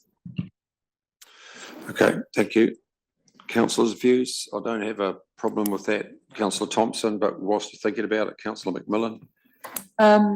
Yeah, I suppose with the terms of reference, my concern is with it becoming a transport committee, which I'm totally happy with, is I don't see this mode shift up in neon, you know, the drive for mode shift. And so my concern is with it becoming a transport committee, that's a little bit watered down, you know, that, yeah, it's like, what roading do we need, getting cars here, blah, blah, blah, and that not being a primary focus. So is there any way that we can bed in, or, you know, like a primary drive of mode shift into this? I mean, we sort of haven't even got emissions reduction mode shift. Like, to me, that's a primary reason. So through you, Chair, one of the primary objectives of this slightly revamped committee is to monitor the delivery of the Transport Systems Plan, the TSP, and those projects all reflect the outcomes of the urban form transport initiative. So they are sort of signalled through those projects. That's sort of how those things are delivered. Do you think that's strong enough in terms of, you know, somebody from the public having a look at what is this committee? Is it really that clear if people don't necessarily know what TSP is, and then you go and look at TSP and you go, oh, right, you know, this is really progressive. They're really thinking about this, you know, reduced emissions, you know, safe, active transport, all of those cool things. But if you looked at these terms of reference, you'd have to dig another layer to discover that. So yeah, my concern is doesn't look at face value that it's got enough emphasis on that. And so would it be something that we could consider putting up in neon a bit in terms of reference? And I know you're saying TCC have just passed it as is, but Through you, Chair, I suppose there's different ways you could come at shining a light on these important aspects. I mean, one is through the terms of reference, but the other is through sort of your communications around specific projects that are being monitored, encouraged, delivered through this committee. That would be my, I mean, that's, your response is fair enough, but I have concerns because depending on who over the years is elected onto that committee, it could actually deviate a little bit away from emissions reduction, mode shift, active transport, and not be driven for at the governance level. I appreciate TSP is pushing for that, but this is a governance committee of elected members. And what if, to me, there's a risk that you could have elected members around that table that don't really see that as a priority and therefore water down TSP's recommendations. I just see that as a risk. And I think as a regional council, public transport, healthy environment, emissions reduction, climate action are primary concerns of ours. And therefore we should be making a bit more of an emphasis of that. Councillor Von Duddleson. Yeah, look, just responding to that last one. The reason that we originally set up the joint committee was I got together with Commissioner Tolley and we really wanted our staff to work collaboratively together between the TCC and the regional council. They were dysfunctional in their activities, and over the couple of years that this committee's been operating, it has worked really well. And not you. No, it was before his time. So that's the beauty of this, that we're in such a change. We're not denigrating anybody who's here.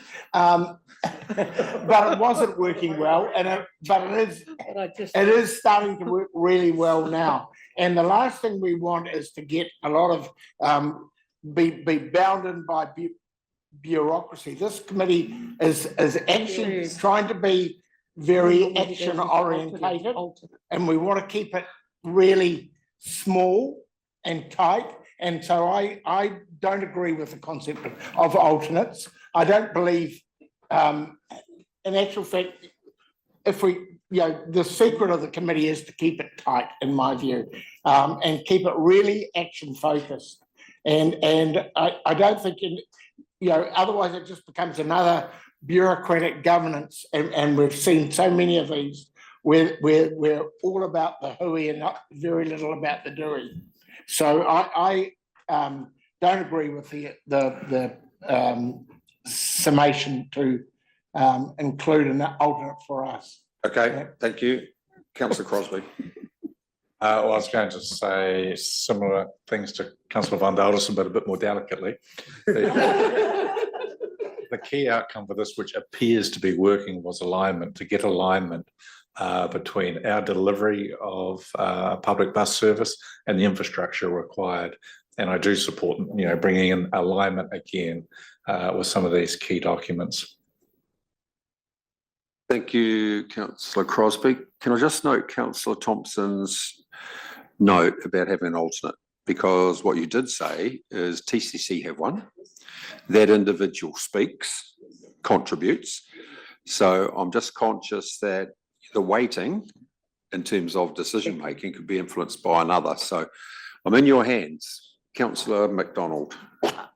So on that basis, I'm agreeing with Paula and also supporting what you just said. And so I would support an alternate. And given Councillor McMillan's passion that she's just shown, I would nominate Councillor McMillan as our alternate. Councillor Nees.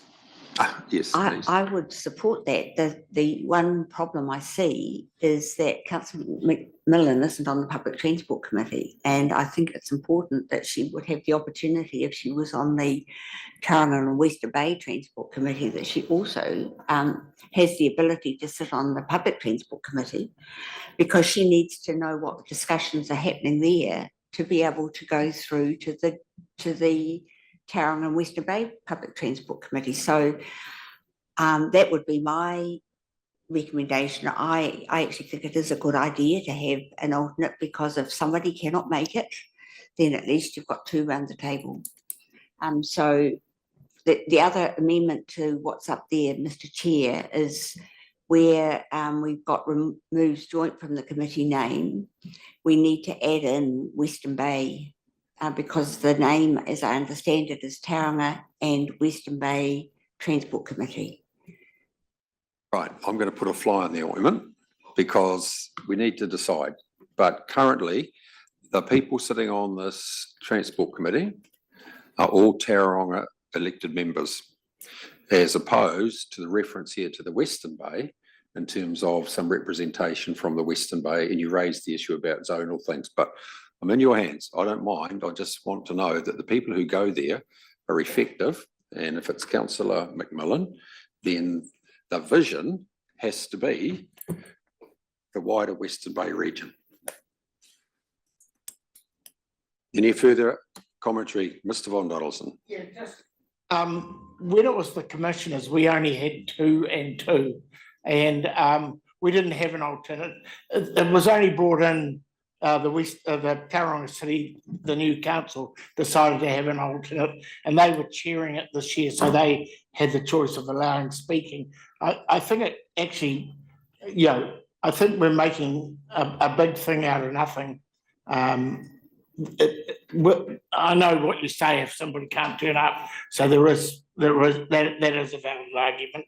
Hasn't been an issue really in the past 2 years. But what the regional council goes back as of Christmas time to chairing it again as to the chairing structure. So that's just. Thank you, Councillor Crosby.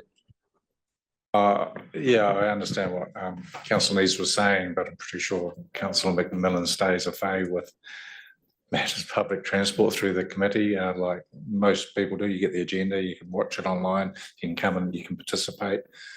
So I don't think that's a barrier at this stage. It's only for probably another 9 months, so which is probably only another maybe 4 meetings. So I'd support Councillor McMillan till the end of the triennium at this point. Okay, Councillor Thompson. Has Matty Moana's motion been seconded? Yes, have. Who did? Councillor Crosby. Okay, good, thank you. Okay, right, councillors, you've got the recommendation in front of you, and we can add to that Councillor McMillan be appointed as an alternate to that committee. Everyone clear? Okay, all those in favour, please say aye. Against, carried. Thank you. 10.9, Monique.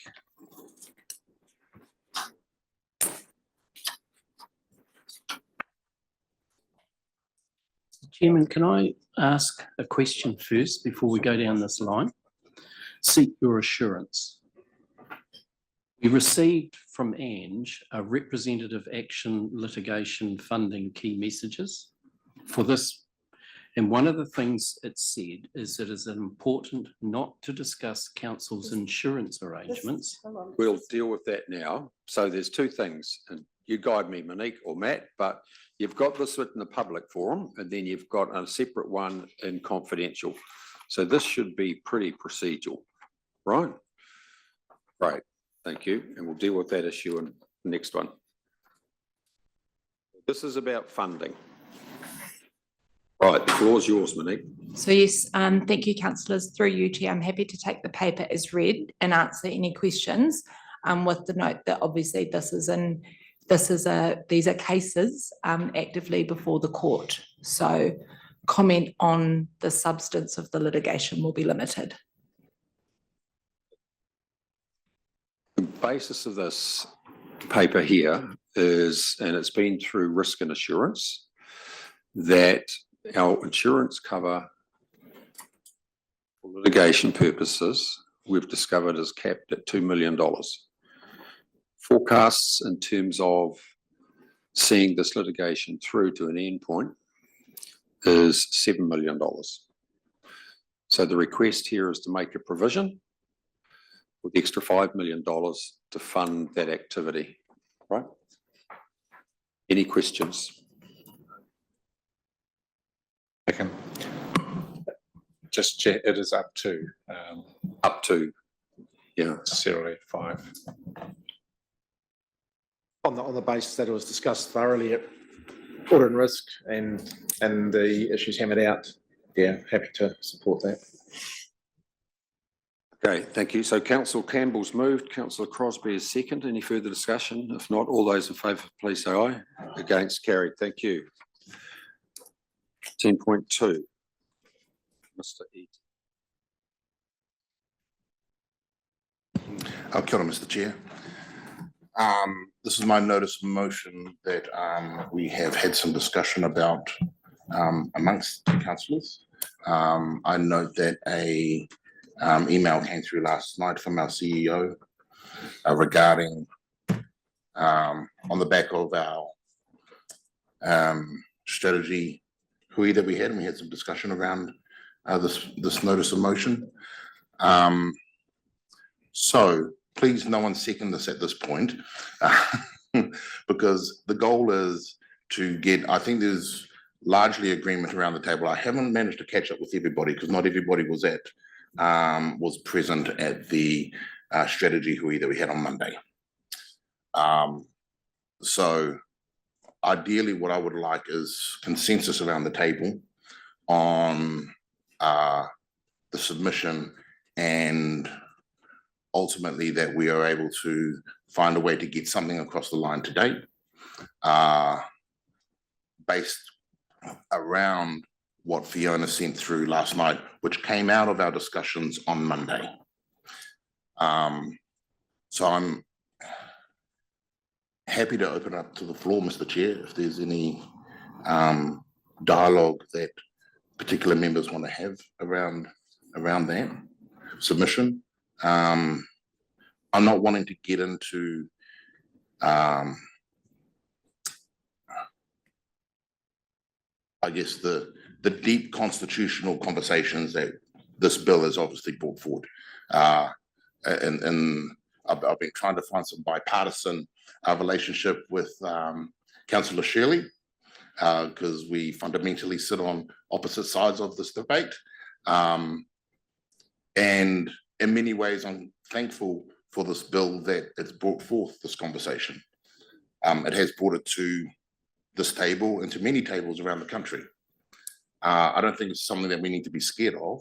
I think it's something that we do need to talk through in a considered and reasonable and rational way.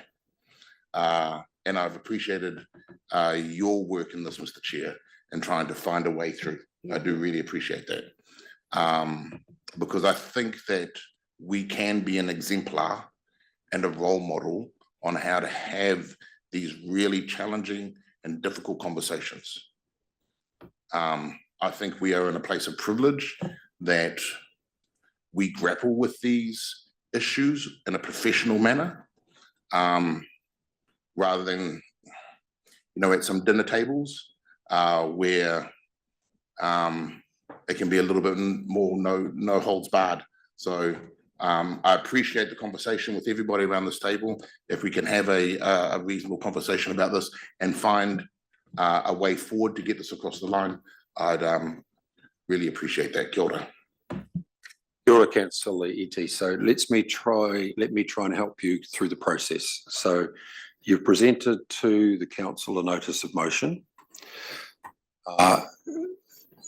Subsequent dialogue, caucusing with your colleagues, you're endeavouring to establish whether or not this body of councillors is prepared or has the appetite to make a submission to the Treaty Principles Bill. A draft of the outline of that was circulated to councillors last night. If it's the consensus around the table that on the basis of that draft, which needs to be formulated into a bigger package, if you get a consensus from your colleagues that they're prepared to consider and present that to the Treaty Principle Select Committee, you will take a certain position in terms of your notice motion. Is that right? That's correct. I won't pursue the notice of motion. That's why I asked no one to second it. So technically it's not motioned. And so therefore, if we're able to find a consensus around the table for that, I'm happy to have it not seconded, not motioned, and therefore, find a way across through this, Kilda. Thank you, councillor Eady. So councillors, could I thank councillor Eady for that very pragmatic approach to this issue? And I need now to draw on you in terms of your consensus and appetite to enable this organisation to make an approach to the select committee, make a submission to the select committee outlining this council's position relative to the notes that you received last night. Mr. Shirley. Thank you, Chair. Councillor Eden and I had a very good discussion earlier, and while we're might appear to be at opposite poles, at a higher level, I think in principle we're much closer together than many people might realise. We're actually, this is a very big issue, and it's a question of is it actually appropriate for us to submit at all? It's a huge constitutional impasse. It's been coming for decades. And whether we like it or not, this council as a statute or creature of statute is the meat and the mustard in this debate. There's all sorts of our activities and functions that are embroiled in this. So you actually can't separate or tease out the high level constitutional sort of debate because it's our day-to-day stuff, everything we do. I could go through at length at that's probably not productive at this time. There's very much what I've seen in the note from the CEO. Some of it I think is fundamentally wrong. And what I was asking for was something that was neutral and recognised that we as a regional council are impacted by this bill and its intention and a whole lot of other stuff on these high level constitutional things on what is our role and what are the principles, because they're evolving and they're moving, they're not fixed, and yet we have to implement them in many forms. So just to outline some of the direct issues, cultural impact assessments, who owns the Awa? We have to do river schemes, we have to do drainage schemes, shingle extraction.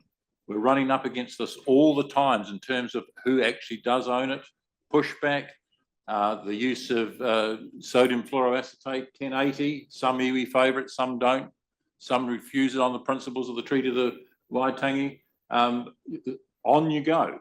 So if we're serious about biosecurity or the evidence, the scientific universal science shows that 1080 is incredibly effective and needed. All the submissions we've received from many groups are we should be using it, but we're hindered, DOC's hindered.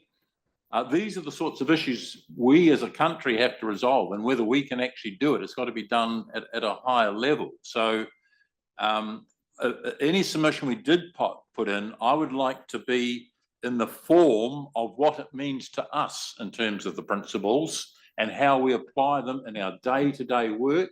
We've got them in treaty settlements, which we are actually charged as a body that has to implement these treaty settlements, and we take it seriously, and we should.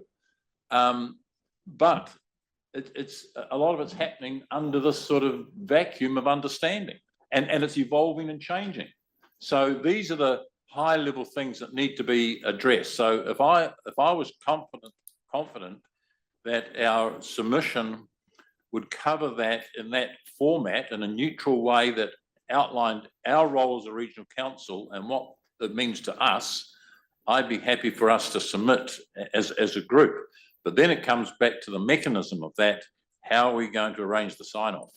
Who is going to be in charge of the sign-off? Because whether I can't sort of give my consent to it now. If I have to see what the submission is before I can say I agree with that. Otherwise, I'd reserve my position to disassociate myself and do a separate submission as an individual. Right. Thank you, Councillor Shirley, for your wise experience in this particular thing. What we're seeking, though, is council's consensus to consider making a submission to the Treaty Principles Bill. And I know you've always said you reserve the right to submit as an individual. So I'll give you a 50-50 mark at this. A yes, you're prepared to consider, subject to what's in it. Thank you. Councillor Neese. I won't speak, but I do support putting forward a neutral submission that everybody around this table can agree with. So subject to a process whereby the submission is put together in its final form and it's circulated to the councillors, and we get the ability to agree or disagree or make suggestions for perhaps a little bit of softening of language here, there, to the point that everybody's comfortable, then I would support submitting. I do believe that what is most important for us is that we retain a good, productive partnership relationships with Tangata Whenua. I think through them we're able to make huge strides for our environment. So that to me is the most important thing. But I do not want to upset many of my constituents who have got a particular view. And I don't think it's our role as a council to take a particular constitutional view. So if we could put forward a neutral submission, then I would support it, subject to the process that we use to agree on the content. Thank you, Councillor Neese. Councillor Thompson, then Scott. Yes, I support further work being done in order that we can potentially, as a council, make a submission. My position is that under the current law as it stands, and it has stood for some considerable time, this council should be enormously proud of what has been achieved in terms of, and maybe pride is the wrong word, but I think we should showcase how we have interpreted our responsibilities under the current legislation, be it the Local Government Act or the Resource Management Act. And to me, we don't include enough examples of how our environment and our environmental outcomes have been positively enhanced through our working relationships and partnership. And why be afraid of that? There's all sorts of partnerships, goodness gracious me. But I'm with Councillor Neese that we should be, well, she didn't say it, but I'll say it, showcasing exactly what we have achieved in conjunction with Tangata Whenua in terms of our responsibilities. So, subject to an appropriate process, I think we've got until, is it the 17th or something, to make a written submission. I would be more than happy to just see how a further submission could unfold. Thank you. Thank you, Councillor Thompson. Councillor Scott.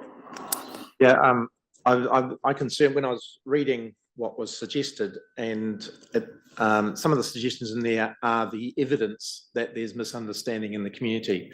There's nothing in this bill that says that there will be elimination of principles. In fact, it's attempting the opposite in a very flawed way, in my view, but that in itself is the difficulty of putting submission. If we are to put a submission, then I would suggest that we concentrate on the 5 objectives that the bill sets out to do, which are to create certainty and clarity of the meaning of the principles, to promote a national conversation, perhaps that's one it has achieved, to create a more robust and widely understood conception of the constitutional arrangements, build consensus about the treaty, and create greater legitimacy and social cohesion. So just looking through those, you can see that this bill is not going to achieve some of those things, but we should submit on the bill, not what we think the bill might be trying to do, which doesn't actually say, because I think that actually leads to a distrust in our system because we are creating misinformation in our own little way. Councillor Scott. Anyone else? Oh, Councillor McMillan, sorry. Yeah, I'm really happy with what our chief executive has sent through as a draft, but I take in councillor Nees and Thompson's views that obviously we need to all be comfortable, but the focus, as councillor Thompson said, around and here I think it's laid out with its relationships and leadership, you know, chief to chief leadership, and that what we have achieved by that method of working for the environment, and really showcasing that. And I think if there it is the wish amongst a number of people around this table that they want a neutral submission, we can be comfortable in the knowledge of what we have achieved in this floor here with these relationships and partnerships and engagement around Te Tile, and leave it at that. But I'm actually really comfortable with the way that's been set out. I think that's actually has been set out by the chief executive in this draft document. I think it's quite clear, but obviously we've got to work it till everyone's comfortable. I don't necessarily agree with Councillor Scott's way of laying it out like that, because I think our focus is Arohe and Te Tile, and I think we focus on that as the framework. Thanks. Thank you, Councillor McMillan. So look, my position is I'd like to endorse this approach. I think making a submission is better than remaining silent or being captured in the two Urukahika submission, which I know that some of you had some real difficulty with.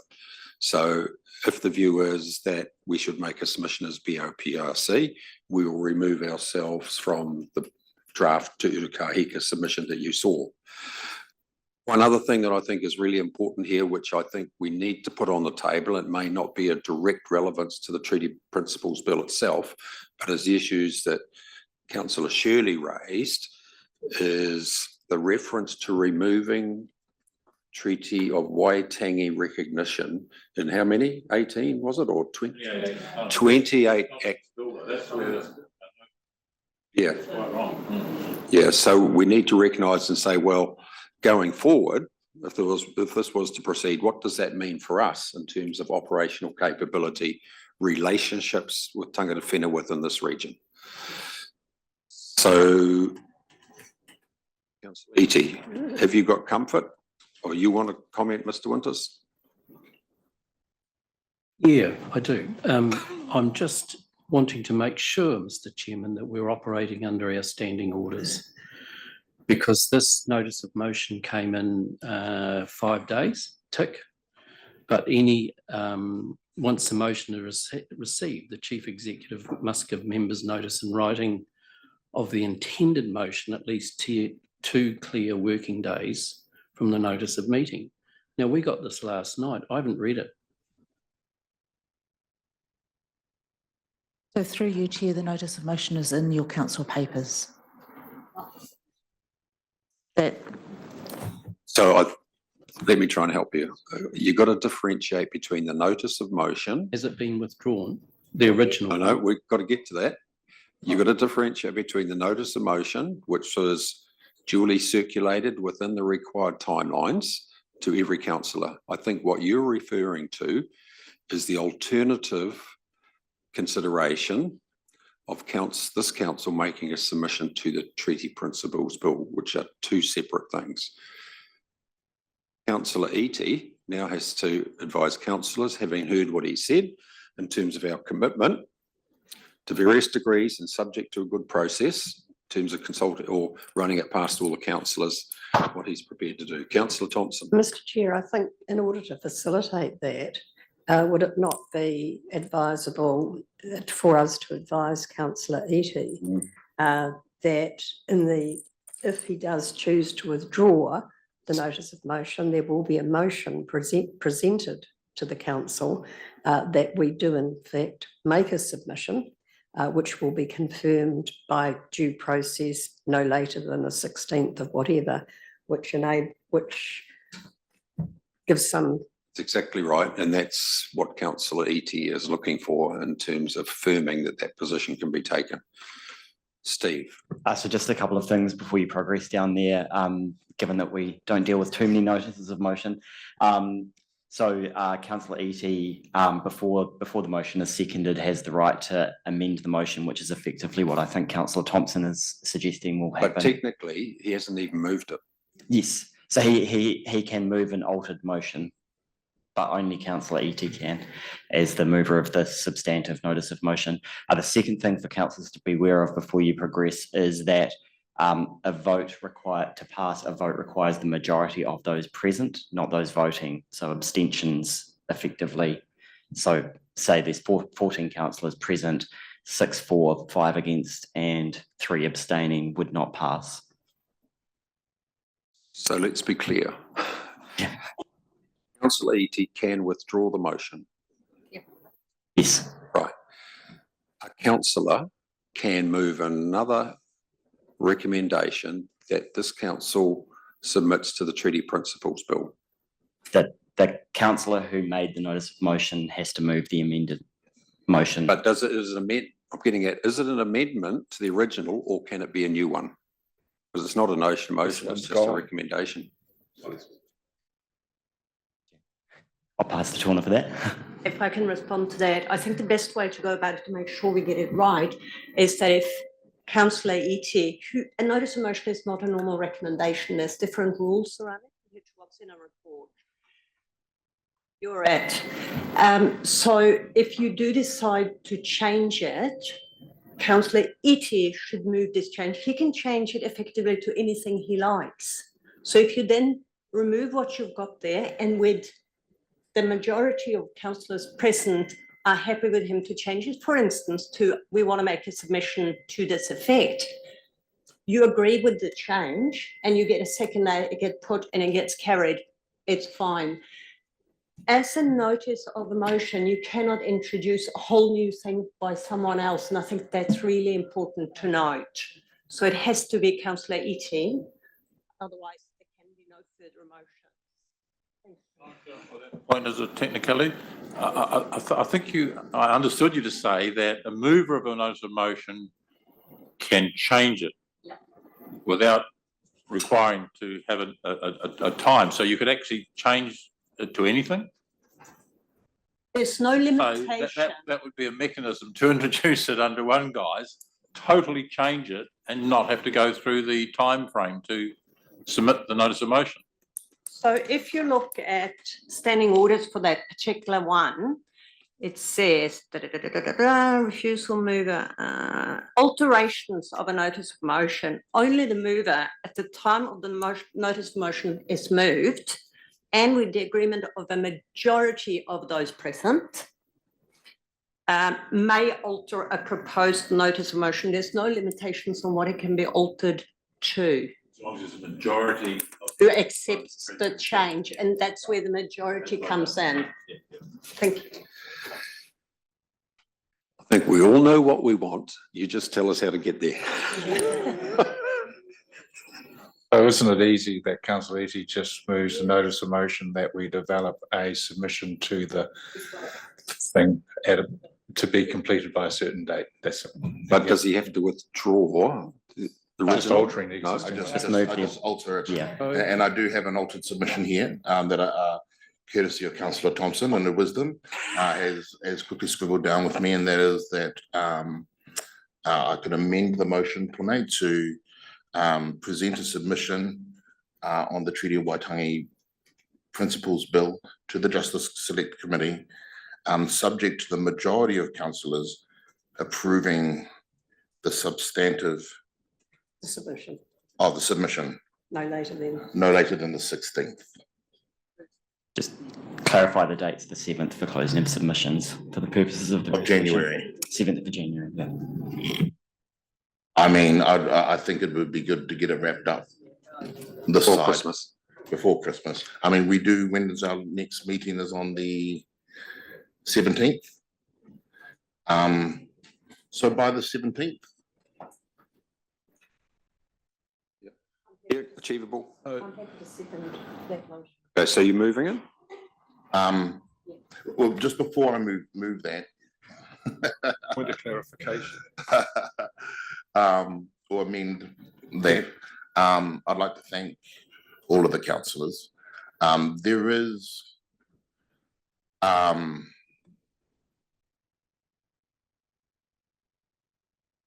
guess for myself, putting this forward, and there is risk in going through this method. I'm happy to proceed, but I guess I'm just saying I'm putting a lot of trust in us as a forum to do that. Can you just clarify, councillor? So Chair, just a point of clarification, in your opening comments, you laboured long and hard the issue of universal agreement from the councillors. Now, this is now changed to the majority view. So I personally was happy to sign up to a neutral submission formed from a universal agreement, which obviously, so I need clarification on that because it's now gone from universal to the majority of politicians. And the other point is, if this goes through, are we going to withdraw our association with the Te Urukahika position, which we apparently at the moment are locked into? The latter, yes. I think councillor Thurston's concern can be covered if we take out the words "the majority." So it simply says the council approving the submission. So that's just normal process. Happy, councillor Thurston. Understood. Councillor Reety. Councillor Scott? I don't, because it's not normal process. That's the point I think that councillor Thurston was making, is that we're asking for a unanimous agreement, which is definitely not majority. Councillor Scott, I might have used the wrong words, but I didn't infer unanimous because councillor Shirley has always said he reserves the right to submit as an individual if he disagrees, but that's always been his position. My interpretation of universal is that we would have gone around and around and around, and then finally, at the end of the day, landed on something that we could all comfortably live with. You know, but that's my interpretation of universal. But I'm guided by my colleagues. Because we have. I think councillor Thompson's suggestion was infinitely sensible. Through you, Mr. Chair, on every other occasion where we have submitted to the Parliament, as my colleague would say, it has been a majority view. There has been disagreement about other submissions, but it's always been a majority view. So as far as I'm concerned, it's most of us agree with the wording of the submission. Councillor Neese. I wonder if it would help if we put the word neutral submission. If we had that, I would be happy with endorsement by the majority of councillors. Because it's that is, I think, the sticking point. I'm not sure what neutral means. And that's genuinely, I don't quite know what neutral. Sounds pretty close to neutered. Okay, look, we've got to make some progress on this, councillors. I mean, councillor Eady, at the moment, I'm comfortable with amending it to how councillor Thompson has amended it. And I guess, you know, for trying to just be able to move this through, because this would go round and round in circles, I think. I think we save that until we actually have some writing in place and then we get the majority view. Okay, councillor Shirley. Chairman, I think I should foreshadow. My expectation was that we would come to a mutually universally accepted position, and we had submission from a number of colleagues to that effect. Councillor Thompson's intervention really made no difference where she said drop the words majority to a council decision, because it's effectively the same thing. It is majority. So that didn't change anything. So I think on that basis, I would have to oppose the notice of motion. Let's be clear, councillors. You can't agree to something that you haven't seen to agree to. That's the problem. And you've got to give us the latitude to work through those high-level briefing notes that you got yesterday to try and work up something that hopefully we get a majority view to agree to. But I run the risk of being rumbled by the tyranny of the majority. Oh, welcome, yeah, welcome to our world. I agree with councillor Neves. I don't see any harm in putting the word neutral in there. The submissions, we have submissions all the time that are neither in support nor opposed. We get them through council hearings. There's nothing wrong with a neutral submission, and I think you get your points across as to what we're getting all the points across as per the CEO's draft thing. But stay neutral on the key issue, and then you will have my support. Without it, you won't have my support, I can tell you. Well, you don't have my support. I would like councillor Shirley will put in a personal submission. Full stop. This is Okay. getting ridiculous. We're not going to persevere with this, Toy. Yeah, It's in so, your uh, it's in your yeah, mandate absolutely, to thank you. change your notice of motion. Sure. You're the only one who can do that. Yeah. If you want to do that, then we're going to look for a seconder. Okay, so, so the question, I guess, that I'm putting to my colleagues is, and I mean, we can indicate by some hands, just is around the word neutral. If everyone else is comfortable with, that is the decision of council, you can take out the word majority. That ultimately the submission will be the decision of council and our normal practice as council, and put that to the vote. Now, could I just see a show of hands as to who would want the word neutral put in? Could I just attest? Okay, so let's leave the word neutral out and just have it as present the submission. Oh, it's up there. Submission, select committee, subject to the council approving the substantive submission by the 7th of January. Fine. Fine, thank you. Do I have a seconder?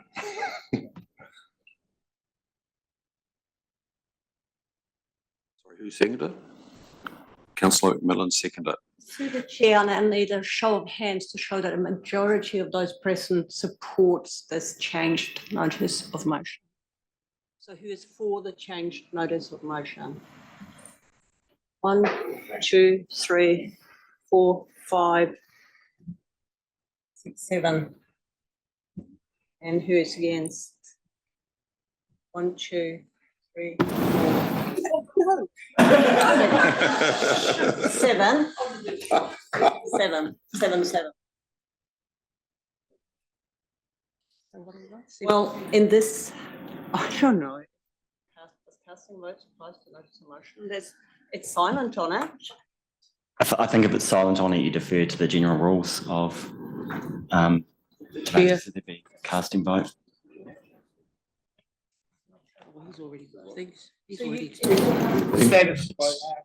Sorry, Torna, can you count again, please? Because I didn't hear the second one. I might have put my hand up twice. I think you did. I'll stand up, it's easier for you to see everyone. Who is for the amended notice of a motion? 1, 2, 3, 4, 5, 6, 7.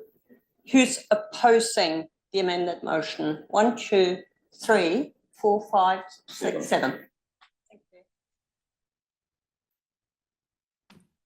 Right. I'm going to cast a vote in favour of accepting the amended motion. Well done. Thank you, everybody.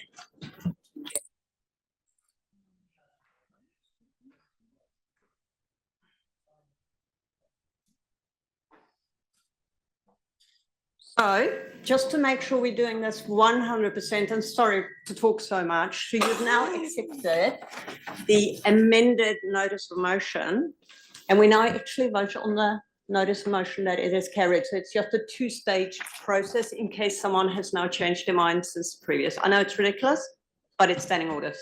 So I just want, if I can have you support the changed notice of motion, so you're actually carrying it. Please. We still are voting on something that is sight unseen. Yeah, exactly. That's right. And that's the real difficulty I have. Because, you know, it's a vacuum. We don't know what it is. And we can't make a judgment not knowing what it is. As I understand, Mr. Chair, we've just voted that we will continue with the process as far as I'm concerned. And then once we do know what it is, we will have to vote upon that again. And it will be the decision of council on what ultimately goes forward. But at the moment, we've just voted on continuing with making a submission and staff preparing that for us. That's my view. Clear? Yep. Right. Thank you. 10.11. Should be procedural. Endorses the nomination of Jackie Rolleston Stead, Civil Defence Emergency Recovering Manager. Ruben.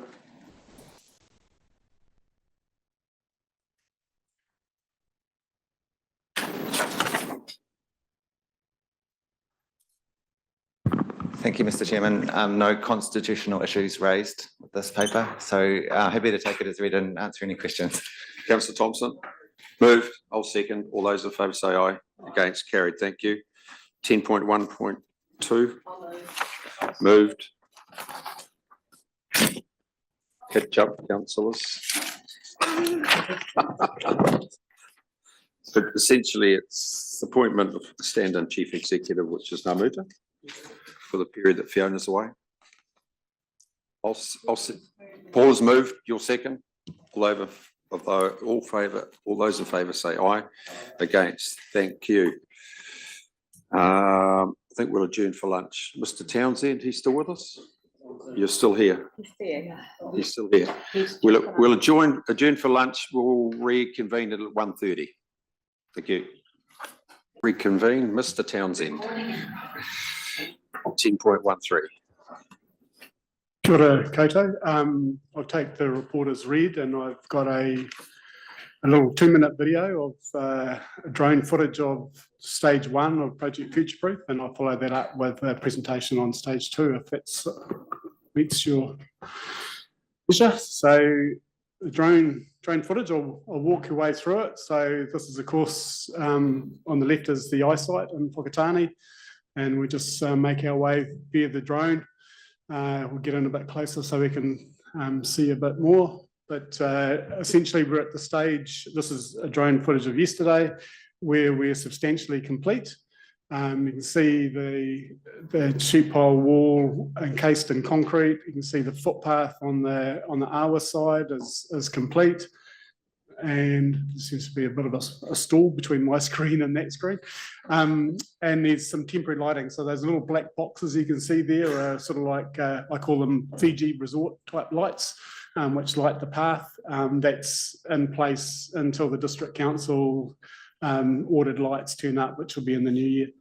The remaining area to be done is the Yacht Club car park that you can see there. That's due for sealing next Monday. There's a ramp there that you can just see just going out of the screen. That should be opened up next week. And this area of the stop bank that you're starting to get a better view of now is complete, and the grass is starting to take. So sections of this is actually open to the public now. So essentially from that sort of meandering footpath area towards us. Sheep pile, we'll come back around and then I'll stop and point for you. So this is the area of, oh, here we go, we're coming back around again now. There.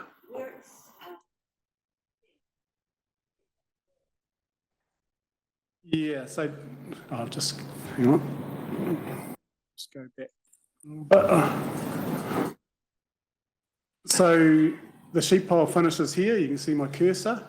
And there's has to be a temporary handrail put down this ramp, because unfortunately only the balustrades are with us and not everything else, and so that'll be temporarily in place from Monday next week, and I'll just sort of cycle through.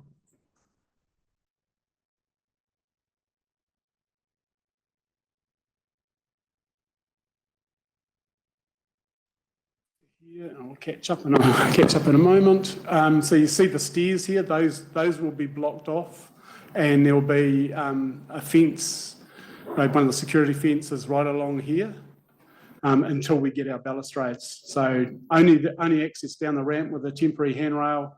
Stairs will be blocked off, and this was essentially is only a 600 high wall that someone could step over and then fall 2 meters down onto this side. That's all going to be security fenced off. We'll have this section essentially from the excavator, well, actually no, from here down closed off until we have the karakia, and the karakia is scheduled for the 20th of December. And so once we've had that karakia, we'll open all of the walkway up.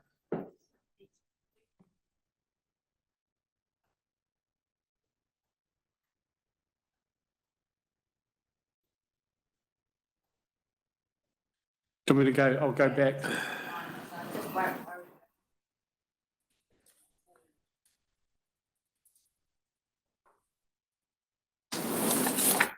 You mean in here somewhere? Oh, this area here? It's just as existing. Yeah. So there's sufficient clearance, and it's a slope down rather than a drop down. So yeah. Okay. I'll move forward, and yeah, just pointing out that the hedges might just be able to make them out there. The hedges are in place and being watered daily, and obviously trying to get some growth in on the roadside to essentially cover up that wall. Construction's gone. Yeah, the quality of the work's been fantastic, no doubt about that. We're a bit behind the time frame, which we're attempting to address with stage 2. Good. Whereabouts are the accessibility points? Because I see some stairs there, but there must be some ramps. So there's the ramp directly opposite. So that's the accessibility point with the 1 to 12 slope. So and there's is that up by the information centre? No. So right in front of the yacht club. Oh, okay. You can either go right to the stairs, or you can go left up the ramp, and we'll have the ramp open from essentially next Monday. And further on, there's 2 pathways. There's one snaking pathway, which is relatively steep, and then there's a big long curve pathway, which is the 1 and 12 again. So I'll just share. So on the riverside where we've got the big bare concrete faces, we've been working with one of the local artists, Pete Harawa, who's got affiliations both to Taifakaya and Ngāti Haukapu. And he's put together a design which has been approved now by the Runanga and all of the combined 24 hapu. So this is just a couple of snapshots where he's used some bold colour obviously to break up that wall, and that of course will be orientated around the other way from this picture. So that's one example, and another example there.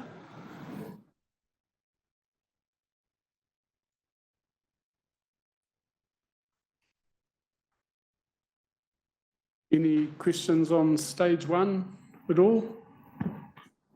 Invites for that karakia will be going out after we have a meeting with the Runanga tomorrow afternoon. So obviously all invited. Okay, I'll move on to stage 2. So status of stage 2 is we've tendered the works, and we've got a preferred tenderer. The tender is within our estimate, which is always nice to hear, and within the district council's component of their estimate as well. Just to talk about where stage 2 is, so we've broken it into 2 stages. So stage 2A, which is from the eyesight through to the Wairoto stream, and then stage 2 from the Wairoto stream to the end of Key Street, so in front of our Whakatane building. The problem, of course, we're trying to overcome there is, if this is the existing situation and we need to raise the wall and put in some sheet piling for seepage, we get quite an obstruction. So we've been trying to work with the district council on coming up with something which is visually appealing. So there's the flood protection component, and then there's what they call the urban integration component. So the district council has engaged a landscape architect, and they he came up with some quite visually striking designs. I'll just show a couple of pictures of them. If you've worked with landscape architects before, they go full noise. They don't do it by halves. And certainly the district council is working with both ourselves and the landscape architects to sort of just to dial it back a bit, because the cost estimate following this design was a lot more than they had budgeted for. So what we've been talking to them about is an interim solution. So it's just another view. The idea being that they'd create a big grassed area up on the stop bank, which they could bring coffee carts into and have various little functions and so forth. And the way of making it visually appealing was essentially to lift the level of the stop bank to essentially reduce the difference in height of the flood wall itself. And there's some more detail on that coming up. Is the OPEX on that ours or the district council's going forward? So that OPEX is theirs for that lovely big for the structure and all the landscape, gardens. for the- It's on them, correct? Yeah. And is that part of stage 2A or just stage 2? So I'll take you through, because we definitely need to have an interim solution. So I think it's about 2 more slides, councillor, and then I'll get into that. So just a couple of things about stage 2. So just a little cross section for what it planned to look like in the future. Just the X's. The X's are white baiting spots, and so working with the local hapu, we're going to have holes in the fence, i.e. some pull gates, and we're doing a bit of stone flipping to essentially create a stairway down to their favourite white baiting spots. And so we're working with the hapu on exactly those locations and whether they're happy with how we've flipped the stones. So, yeah. So this is just a typical cross section through that terraced area. So on the right hand side, you can see this high area where the coffee carts would go, and essentially on this particular picture, our flood wall is in here, and I guess sort of hidden amongst the landscape. And then I have these terrace steps down to a raised area, and so that raised footpath is 800 millimetres higher than it is now, which is the height that we want to raise the flood wall. Back to Councillor Neese's earlier question, so we will have a seawall here, and so there will be a drop off onto rocks, and so there will be a barrier in place in this particular situation. So the landscape architects, sorry? No, I was going to say, I thought we didn't have trees on stop banks. These are putakawas that are protected, and we're going to have to work around them. And part of the reason we're driving the sheep piles down is to negate that effect. Yeah, we did propose early on to remove 2 of the putakawas. We quickly dropped that.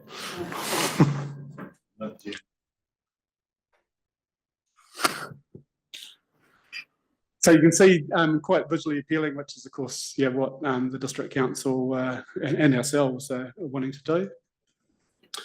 In terms of the interim proposal, it's going to be a combination of actual final flood wall height and some temporary barriers. So I've indicated here in the Canterbury colours, black and red, where we'd actually have, I think it's about 50 metres of flood wall, which will be in place. So that'll be 1.7 metres high until the council comes through. And then we'll have temporary barrier here because there's access along the footpath. And then we'll also have temporary barriers along here where this light blue colour is. So what does a temporary barrier look like? It looks like this.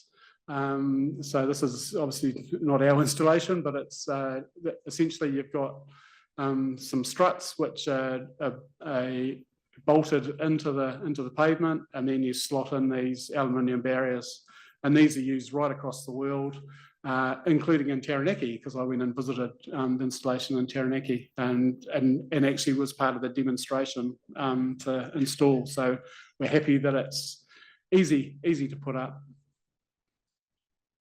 Just a couple of shots. So this is looking from the eyesight downstream, and just where my cursor is there, in behind the Purakawas is where the wall is in the temporary situation. We're creating new access. Those who know the area, it's quite difficult to get up past the eyesight, all sorts of turns and things, and we're creating an easier access past it. And then looking from the other side, you can see, from that the wall is quite confronting, and of course, hence why we've been working to try and make it more appealing. Just a few more cross sections. So further on down, where things are narrower, we're basically building it into sort of gardens. So gradual slopes, a little retaining wall down at this end. There was talk of putting in a footpath and parallel parking, but the District Council have pushed back on that and are happy to take out the footpath and keep the diagonal parking because they don't want to lose any car parks in that area. And yeah, we've got tree pits around the Purakawa trees and up to that at high level, and same with the balustrade again. So again, another picture of it. And then down to the next stage outside our building, and it's the same profile through there. And again, same with the diagonal parking that the District Council want to keep. Now, the other aspect is because all of the walkways is on the riverside of the flood wall, we're allowed to build a bridge. And so that's the landscape architect's version of the bridge. That bridge is sitting up 800 mils higher than the road to the left, and we're just refining that detailed design at present. You're just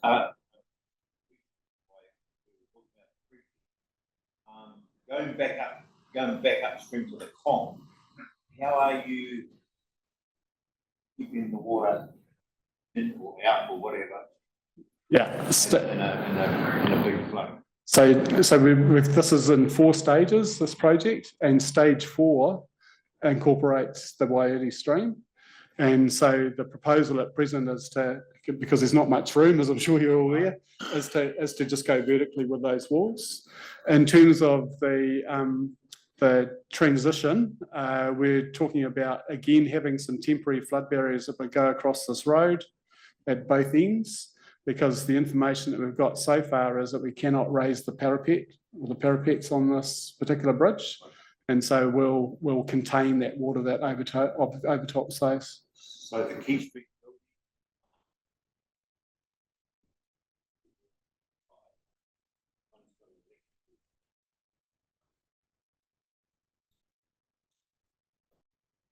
Yeah. So is that? Yeah, the lift shaft you're talking about.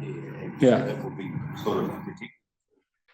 Yeah, so 2017, that was a whole lot of water in that building because there were no flat gates on their discharge. So that's since been rectified by the District Council, and obviously we need to make sure that that's maintained. So yeah.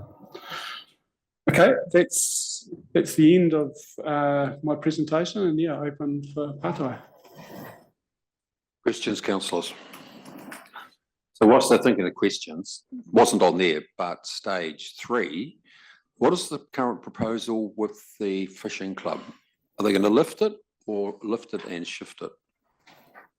So the fishing club have decided to move, as in lift and shift backwards, so that we can go essentially straight through with the flood wall instead of going around the outside. Okay, so it's just lift and go back towards the road? Back at an angle, so closer to where the old Army Hall was. Yeah. So we're working with the fishing club at the moment, because in order for us to move the wall, we did our geotech in one location and we want to have a look in the new location. And so we're doing a combined geotech investigation, which helps with the piling, for instance, for their building. So quite a bit of kororo going on between ourselves and the fishing club and the District Council. So the old restaurant, forget what they call it. Wharf Shed. Yeah, are they going? So the Wharf Shed is definitely going. We've had meetings with the Iceman and Gibbos. Yeah. And going through some options with them. So when I say us, it's led by the district council because they're the lessees, and also conscious that those are earthquake-prone buildings as well. So we're working our way through it, looking at options. We're supporting where we can. Questions, councillors? Thank you. Thanks, Mark. We'll see you next time with an update.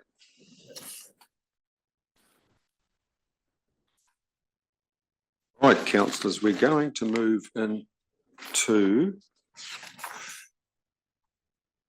public excluded.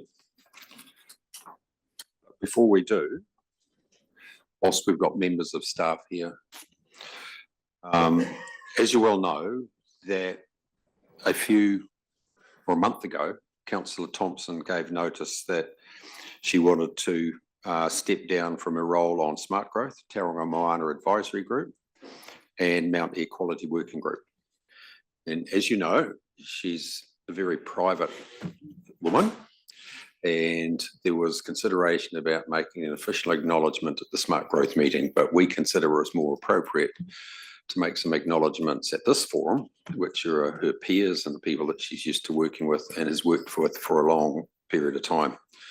So Paula, I just want to acknowledge your significant contribution to the groups that I aforementioned, and by extension, the difference that your contribution to those groups has made to this region and the people that you feel very passionately about in terms of the Western Bay and Tauranga in particular. So Paula's been part of the Leadership Smart Growth since her first term at BOPRC, but as you know, she was essentially part of the genesis of forming Smart Growth originally when you were Chief Executive, I think, at TCC. She's been part of TMAG since its inception in 2014, and more lately the Mount Air Quality Working Group, which was 3 years ago.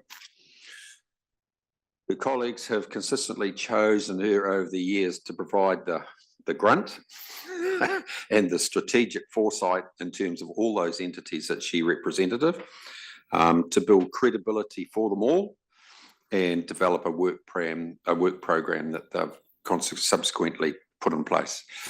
So I think, Paula, those recognitions in terms of those groups is testament to the esteem that your colleagues have held you in terms of your ability to progress important matters, constantly focus on relationships, and as we know, constantly focus on, don't get into the weeds, focus on the strategy, where we're going, how we're going to get there. So over a decade and a half, Paula has utilised her unique brand of pragmatism, political awareness, and strategic thinking to help guide through a lot of important work through the groups that I mentioned. And finally, I want to note Paula's selflessness and future-focused decision to provide the opportunity for other councillors to step up, take the opportunities on the groups that she stood down from, and it reflects the spirit of community that Paula has brought to every group she is part of. So Paula, on behalf of the council, your colleagues, we'll miss you in terms of those groups, but your contribution is acknowledged, and I'm sure you'll be sorely missed on your contribution to those groups. So we'd just like to acknowledge you today, as I said, once you're in a company of your peer group of people, and would just like to present you.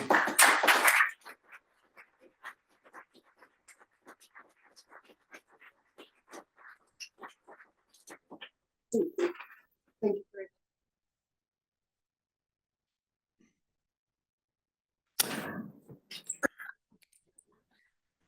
Right, councillors, I'll move that we go into public excluded.